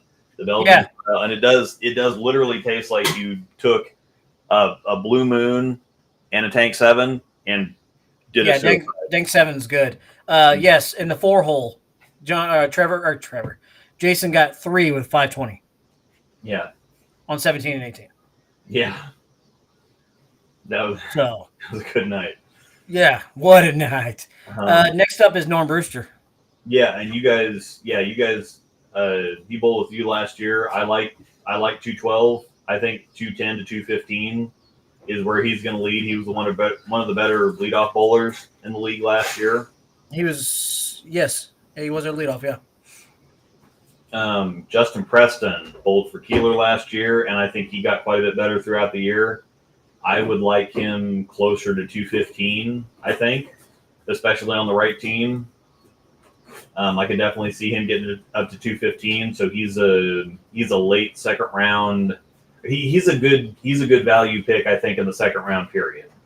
Justin Preston. Where you're drafting from, I like Justin Preston leading off. And again, this is a little weird the way that the league works, because most of the time the lowest average bowls in the 2-hole. That's most of the time where for whatever reason, the leadoff is your second highest or your third highest average. The 2-hole is the lowest average, and then 3 foot. And actually, this league also mandates you have to have the top 2 averages bowling in the 3 and 4-hole. Yep. You have to. And you can adjust the line if you don't have within that you can have the lowest average bowl leadoff or number 2. You can have the highest average bowl 3 or anchor. But the top 2 averages on the team have to bowl 3 and 4. And then the other kicker is if for subs, you have to be within 10 pins. We raised it to 10 pins last year. So we have a 10-pin rule that your sub that comes in can't be 10 pins higher than what you average, unless you're the captain. Captains can have anybody sub. Yeah, and I remember Poston used to have Wesley Lowe and AJ Johnson Of course it is. whenever they were in town. But yeah, if you're a captain, you can have whoever average or whoever bowl for you. Mike Smallwood, I think 211's a little down for Smallwood. I think he's typically closer to 215. He's been a captain. I mean, he drafted James a couple of years ago. And so he's typically 220 to 225. I think he also kind of puts it right down the side, nice and easy. So I think he'll be closer to 220. I'm not sure if he'll get to 220 or over, but he'll be awful close to 220. And if he does get up to 220, 223, I really wouldn't be surprised. Yeah, no, I wouldn't either. Royal Crest really favors a lot of guys that kind of play him straighter and throw it down the side a lot. Well, and see, that's going back to what we were talking about. Caitlin at 220, Kevin Burrell at 220, Adam Riley at 219. And again, historically, Jerry Jennings has averaged a whole lot higher there. So has Smallwood. And so, yeah, the kind of walk it down the side does look really good at Royal Crest. It does. It does. It always has. Ronnie Bell, 211 flat. I have no idea who that is. Don't know him. Max Irvine bowled the Summer League this year. I think he averaged a little bit better than that. He's a two-handed lefty that doesn't have a super high rev rate. He normally keeps it in play, and again, having somebody on the left side of the lane, at least it's going to be fresh the whole night. Yep. But that's about where I think Max lives is 210, 215. Yep. Quidiche, I think, had a down year. Yeah, he did. I would put him a whole lot closer to 215, 220, especially if he bowls on a team without a whole lot of rev rate. And the thing with Quidiche is he destroys the lane. And so if you would match Quidiche with a couple of straighter bowlers and kind of minimize the damage as far as transition goes, I think that he'd be up to 220, actually. He bowled pretty well the year that Jerry and I were on the team with him and Jared. Mm-hmm. Because you had Jerry and I that lay it up the lane. Yeah. And him and Jared kind of give it the wheel more than anything. So, excuse me. Yeah, I think just with their team last year, having everybody all over the place, Quidiche and Wedgie and Jared, that's just a recipe for disaster there. No, you're not wrong. It is. Next up is my buddy Brent Coleman at 210. He is a two-handed righty. I have bowled a lot of stuff with him as doubles partners. 210, I would think that now he's kind of rededicated himself to bowling. Mm-hmm. After going through a little dark time there with bowling. We've all gone through it. I definitely see him going up. Yeah, I would see him at 215-ish to 220. I agree with that. Yeah, I mean, he's one that, just to be honest, he's one I've got on my list looking at as somebody that number one, great to bowl with. Yep. Number two is kind of a shim wrecker for some other people. He does kind of slow roll it, and so he can cause some transition fun for the other team. And I think he's going to average 215 this year, or higher than that. Look at Luke playing strategy here. Yeah, look out. I'm going to call you James Niffen. Yeah. The Ginger Josh King from Ottawa. I've heard a lot of good things about him, and the things I've heard is like definitely the potential to go for 215 plus. And typically the Ottawa kids do, whenever they come in with non-Royal Crest averages, typically they're either close or they're pretty up there. I would say that I don't necessarily do the 10-pin thing for the Ottawa kids because the ones that have joined the league have typically held up what they came in at. So I would probably put him at 210 or 215. I'm just kind of going blind. Jared Kessler's always a solid one. 209, 210 feels about right for Jared.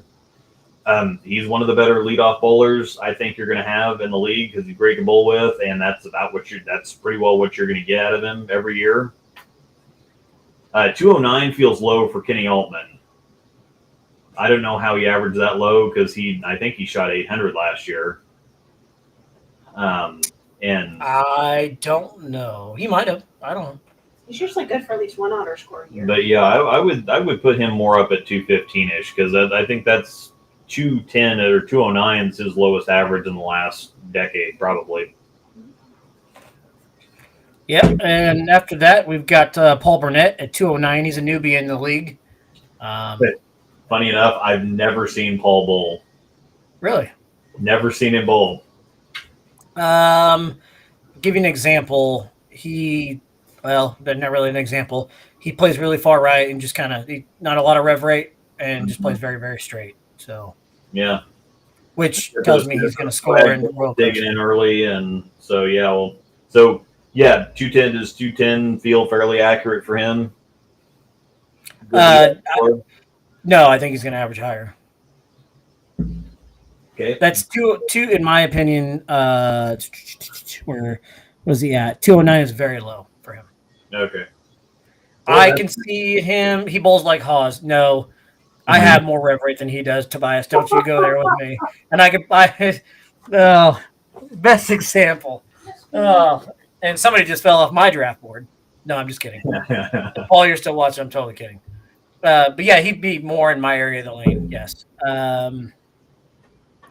Paul, I can see him being 209. I can see him being, remember it being first year at Royal Crest. I could see him being 215. Okay. Probably good. Would he be like a Jeff Holton maybe? Probably Jeff Not Walton. quite. He doesn't spin it like Jeff Holton does. Okay. He likes to play a little more inside of what Jeff Holton does too. Jeff Holton kind of likes to spin it right up the gutter. Mike Bess has kind of a higher rev rate. He spins it a little bit too. I think 210's fair for him. I think that's about what he's going to give you. Yeah, Stocky. I agree with that. Yeah, stocky little guy that kind of spins it down second arrow. Nathan Hardman again is one of those super solid 210-ish that just points it right off the corner. Doesn't do anything interesting, but he's going to give you, and he can also shoot 750. As long as you can keep him out of the purple. Yeah. Jim Camp, 208 feels a little low for Chubby. Chubby. He doesn't spin it. He really gets around the side of it. I mean, he's got a 90-degree angle of rotation. I mean, the thing just kind of rotates sideways. But he's got the Olathe East record or the Kansas City record at 889. Old Chubby. Well, he's got the one on the Kansas side. Well, I would put him at 215-ish. I'm kind of surprised that 215-ish, possibly even 220, because he's getting a little older, but he keeps it in play really well, and he's left-handed. So he's going to have that side of the lane to himself all year, especially because we don't have Dorego, we don't have Trevor, we do have Eric Moore, but then we also don't have Jim Anderson again. And so it's literally, I think on the left side of the lane, it's me, Chubby, and Eric Moore, and that's it in the whole league. Well, Dorego was on the original list. He was on, but he dropped out. Him and Horn dropped out. Oh yeah, Horn did drop out. I did remember that. Also, Lonzo Spiller has the Kansas City record, by the way. Lonzo Spiller shot 898, I think is what it was. If you know who Zoe Spiller is. Yeah. One is, I don't remember what center it was, but it might have been Loma Vista. I think it was Loma Vista. But that center is gone. All right. Next, we've got Zach Phillips on the list. I haven't seen Zach bowl in a while, a couple of years. So I don't know whether 207's accurate or not. He bowls on the Tuesday Night League at Royal Crest, at Gauge Bowl. Once again, I don't know if that's his gauge average, but anything there kind of inflates. That is, I believe that's Sean Phillips' son. Yeah, it is. Going off of, I don't know how experienced he is bowling there at Royal Crest, I wouldn't have to say like stay right around that number. Yeah, that sounds pretty fair. Yeah.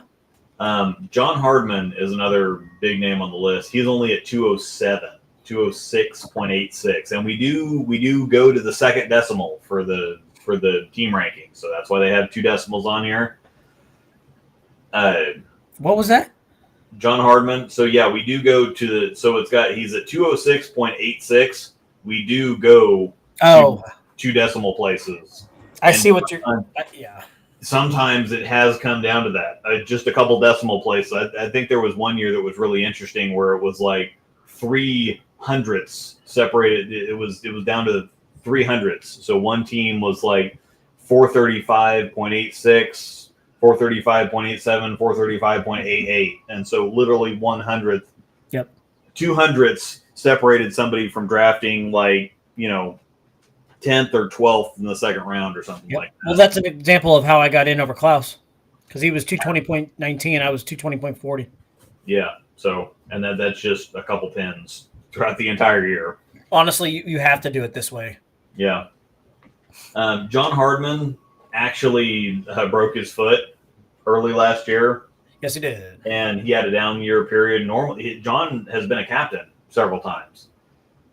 I think he's actually gone down to 14, and I don't think he's going to be threatening to be a captain going forward, but he's definitely going to be 215 plus. I think John is definitely one of the highest values on this side of the board, period.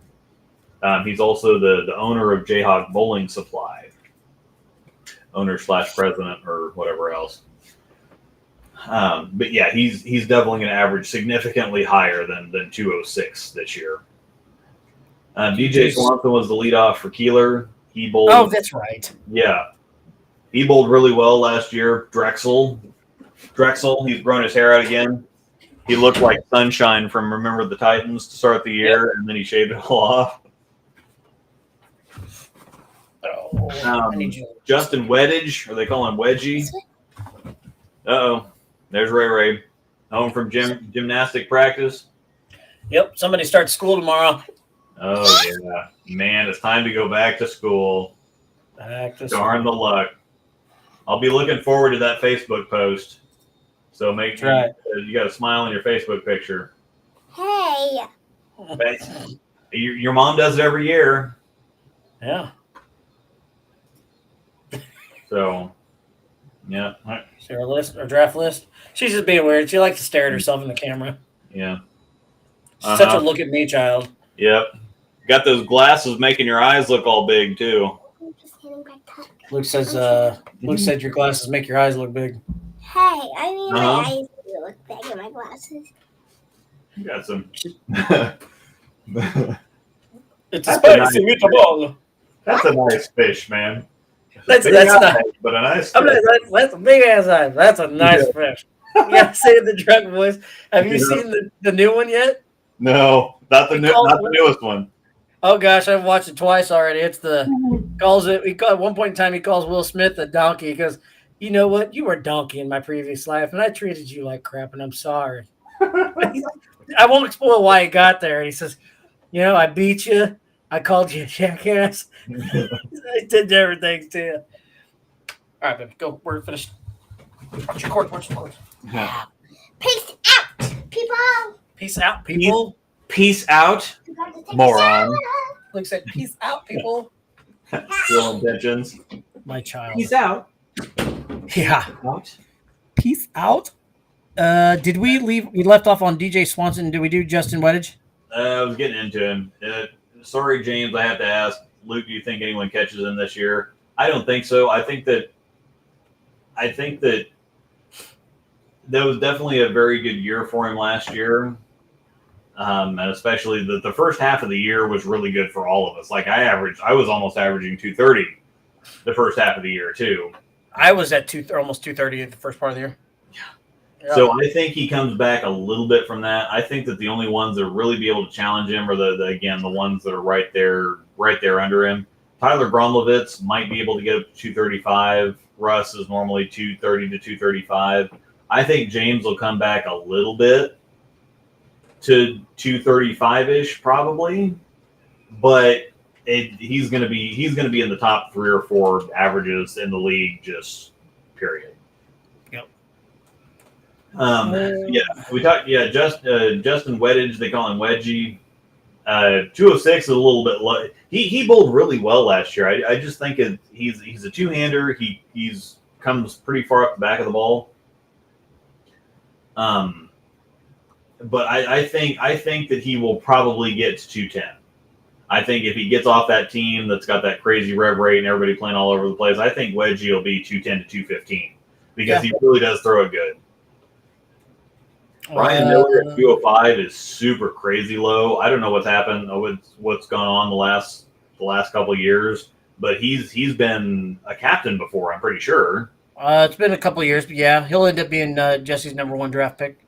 Well, and that's great because Ryan could average 220, and if Jesse takes him with Jesse at 221, if he takes Ryan Miller, he will be the first pick in the second round with somebody that could legitimately average 220. Yeah.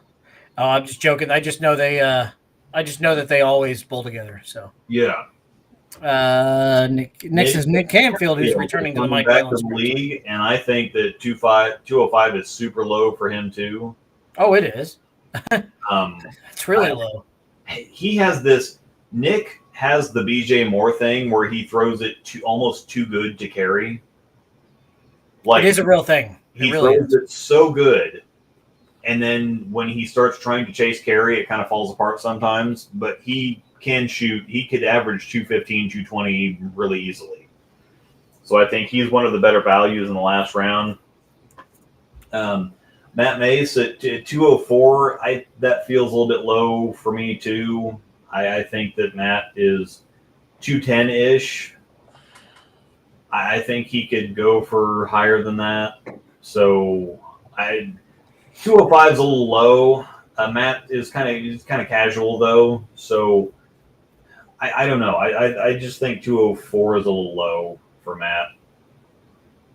I think and it depends on the kind of team that he gets on too. I think if he gets on because I think he bowled with John Hardman last year. No, he bowled with John Hardman 2 years ago. John Hardman drafted him. Matt, you're just gonna have to remind me. I see her in the chat. Was it Alex Hardman that drafted him? It might have been. I can't remember. I don't know. I think Matt is 210-ish, especially if I think he's higher than 205, basically. Okay. All right. I would put him at a pretty good, at a better value than that. Okay. Next pick is I'm going to butcher this name. Tenney. It was bowled with Tenney. That's right. Tenney. That's right. Because he was okay. Corinne Marquez. I'm hoping I say that right. I'm assuming is that an Ottawa bowler?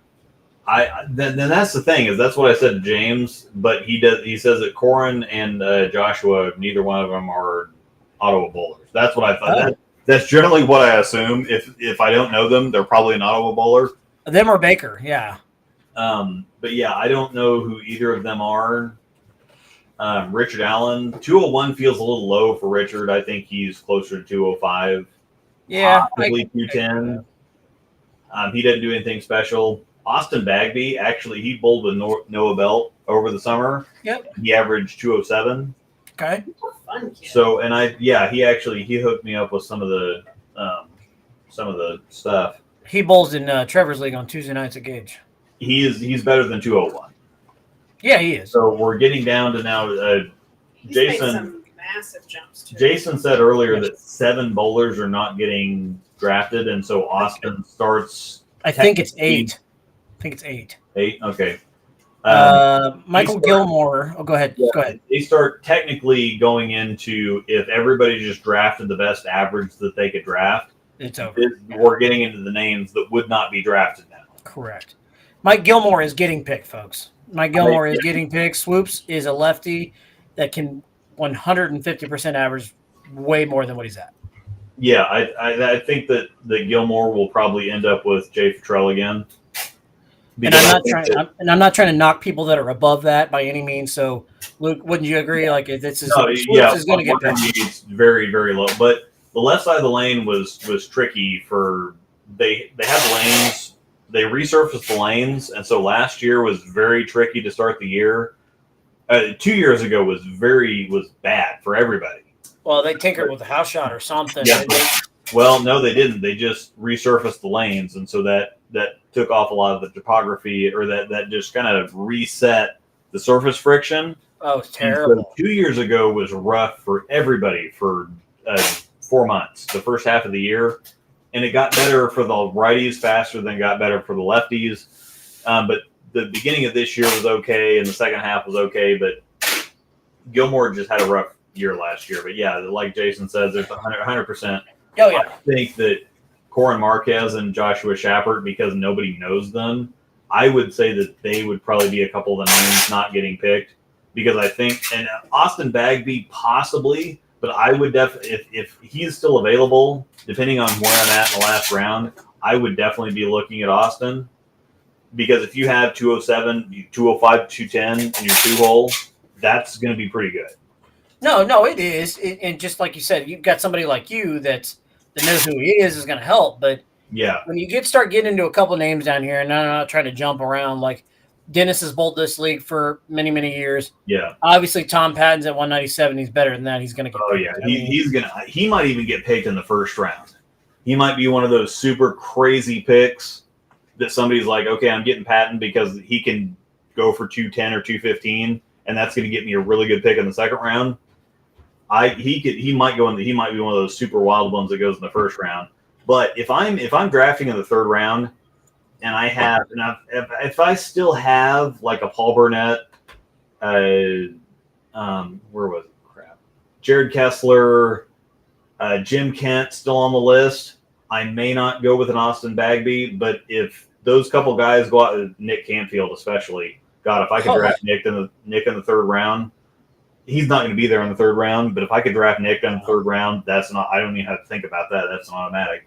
But Canfield's going to Rob Wagner in the second round. Yeah, I would. Yes, I would absolutely agree with that. But if I'm drafting towards the bottom of the list in the third round, I am not letting Austin Bagby not get drafted. Basically, no, I get it. Tom Patton's there in the third round, and I'm up. I'm taking him. Sorry. Dennis Jacobson's been in the league for a while. Tom Patton's getting picked. Zach Harden actually averaged 210 this summer. He did. Yep. He bowled with the lefty, Max Irvine. Irvine, yes, yeah. He bowled with Max. And he's another one that 195 doesn't really represent where he's at. He did very simply down the side. He doesn't do anything interesting, but he keeps it in play. I would absolutely have him on my list too.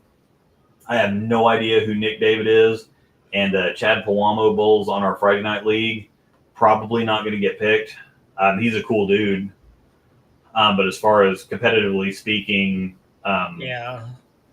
Once again, there's no ill will towards this. Okay, so it is what it is. I mean, it's just sorry, but I mean, we've got a few people on this list, I'm sure, that have not been picked before, and it stings. It hurts. But actually, a couple of years ago, Kent Sherfy didn't get drafted. Everybody just kind of overlooked him, and he was at 210 or something and didn't get drafted. And you kind of look at it and go, "Oh shit, he's still there." Yeah. And he didn't get drafted, and he hasn't put his name back in the hat since. So. Some people do take it a little personally. If I was Kent, I would have taken that personally too, because it's like, okay, well, there's people at 200, 201, 202 getting drafted. That just means that nobody wants me here. Of course, the last year that he bowled, he averaged 210, but he threw a pitch black the entire year. That will do it, 100%. So that will kind of do it, but Kent should have gotten drafted. I mean, I'm just going to say it. Kent shouldn't get No, he should have, but if you try and bust out urethane and throw urethane all year, you're going to get blacklisted in that. If I was betting and somebody put me on the spot, I would say that Corin Marquez, Joshua Shappert, possibly Austin Bagby, Zach Harden, Nick David, and Chad Pawamo would not get drafted. I agree with because I can't see anybody else. I can't see, if you look at the rest of the names, DJ Swanson, absolutely getting drafted. Justin Weddage, absolutely. Ryan Miller, Nick Campfield, Matt Mace, Richard Allen, Mike Gilmore, Dennis Jacobson, Tom Patton. They're all absolutely getting drafted. So I just, Zach Phillips might be the weird, odd one out, because I think John Hardman, yes. DJ, yes. Justin Weddage, yes. Ryan Miller, Nick Cantfield, Matt Mace, Richard Allen, Michael Gilmore, Dennis Jacobson, Tom Well, Patton. Zach is sandwiched in a way that he's at 207. Nobody knows who he is, but he's also sandwiched in there with a bunch of guys that everybody knows, and they know what they're going to do. Honestly, yeah, Zach Phillips, I'm not going to – if I'm drafting in that position, I'm not going to skip over that average to go for a Dennis Jacobson or a Zach Harden and sorry for anybody watching this, I'm just saying that it'd be really hard for me to skip on Zach and go down to – especially because Michael Gilmore is a Medlin average. Dennis Jacobson is a Medlin average. Patton is a Medlin average. Yep. Richard Allen is a Medlin average. Tom Patton, I don't think 197 is Medlin. Yeah, it may not be. He only subbed a couple times last year, so. No. Anyhow, still in the beans, but we're done for the night. Yep. We can do a recap show. We can do a recap show Monday if you want. We're going to do a recap show. It might just be Monday night. We can even just do an hour show and call it good. So. Yeah, even if it's not, we can just hit it on the next week, and then we'd have a week of the first week of bowling under our belt to kind of do too. So we'll see. I think I'm probably going to do a draft show with James tomorrow night to get a little bit more in depth on this stuff. I don't know how interesting this is, especially since we already covered here. But we might get a little bit more in depth on averages and kind of some strategy and stuff instead of just kind of going through the bowlers and making everybody feel like shit.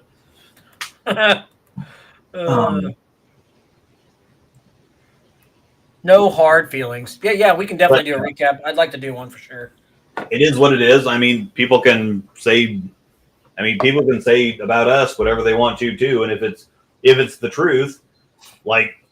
I still have trouble picking up 7 pins, and if somebody said, okay, well, if he leaves a 7 pin, then we're going to be, flip a coin. It's like, okay, well, that's fair because that's exactly what it is. It's like, I'm not going to be mad about it because the truth is the truth. It just we still bowled well enough that we get to pick our own teams. So. Yeah. So there is that first season. So anyway, preseason football. Actually, we have in our Discord we have a fantasy football. Panda Pack League. So, Jason Nelson, if you want to put your name into the hat, there is such a thing as carpooling. And I might say this to you too, Jonathan. Angel's not bowling the league this year, and she's probably not going to go a whole lot. So I will probably leave earlier to get there and eat something before league or whatever. So if we want to work out some kind of carpool thing, I am down with that. We can figure that out. I'm not going to complain. So just throwing that out there for the moment. But anyway, Angel's going to be there on this Thursday for the draft because she wants to practice and whatever else. She's actually going to be she's going to be on Crystal Wilson's Wednesday night women's team with her and Carly Schmidtline, or no, Carly Hardman, sorry. She was Schmidtline. Mrs. Hardman. They kind of rotate people through. Not everybody, because Crystal's a teacher and they all have things going on, and so they kind of. I think it's four women team, but they can't always all make it every year. So they normally have a couple extra members that they kind of just rotate through. So a last day to decide is frickin' Thursday. Yeah, you can decide on Thursday. And if you want to put your name in the hat and we want to work out some kind of a carpool deal, because I work from home on Thursdays and I get done at 4, so I can get to Royal Crest and figure out carpool and stuff and get people home and whatever else. We can figure all that out. And I go up there and eat every Thursday before bowling. Yeah. So. And I might do the same thing. So because if you have price appetizers, you're worried about driving or carpool and stuff, we can get that figured out. No, it's not cut off. If you want in the league, they'll put you in the draft. Yeah. We can make sure it happens if you want it in there. So right up to when we start drafting is the cutoff. So we'll talk you into it. That'd throw a wrench in there too. I definitely have a Jason Nelson on my draft board. Oh, Jason Nelson would be on my draft board. All right. So MIZ, baby. anyway, Sorry. Anyway, yeah, we're going a little over time. I've got brats in the smoker right now that need to come off, and we Is the door open in the garage, by the way?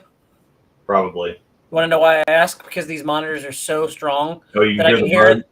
I can hear the bugs. Yes. Yeah, you can hear the bugs, the cicadas, and whatever. I can hear it like I'm sitting downstairs with you. Yes. Yeah, so apparently I've got a really good microphone, and you got really good earbuds.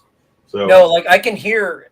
I tell you what, if Raylan farted upstairs, I could hear it. But yeah, the bugs are going outside, and we do have the back door open. So Okay. all right. Well, thanks everybody. We'll see. We might be back next Monday. I think James and I will probably do a show tomorrow night to get a little bit more in depth on numbers and stuff. But if nothing else, we draft on Thursday. You start bowling tomorrow night. We start bowling our mixed league on Friday. I don't think a whole lot else is happening in the bowling world. If James did indeed guess my first pick, please do not say anything. Yeah, no, I'm not gonna say anything. Okay, He might have his project. But he wants to play a little bit closer to the vest too, and I kind of do the same thing too. I don't necessarily want anybody else poaching my picks. No, well, I mean, nobody's going to poach my pick, but I mean, I like to play it close because, like you said, trades, and you just never know. You never know; it can work That's out. the other thing. Trades are what make it interesting. So you just never know. That's why I'm not going to tip my hand. We can get you in there. We can get you in there, man. We'll figure it out. Just send Jesse something. We'll get it worked out. Hell, just send me something. I'll get you signed up.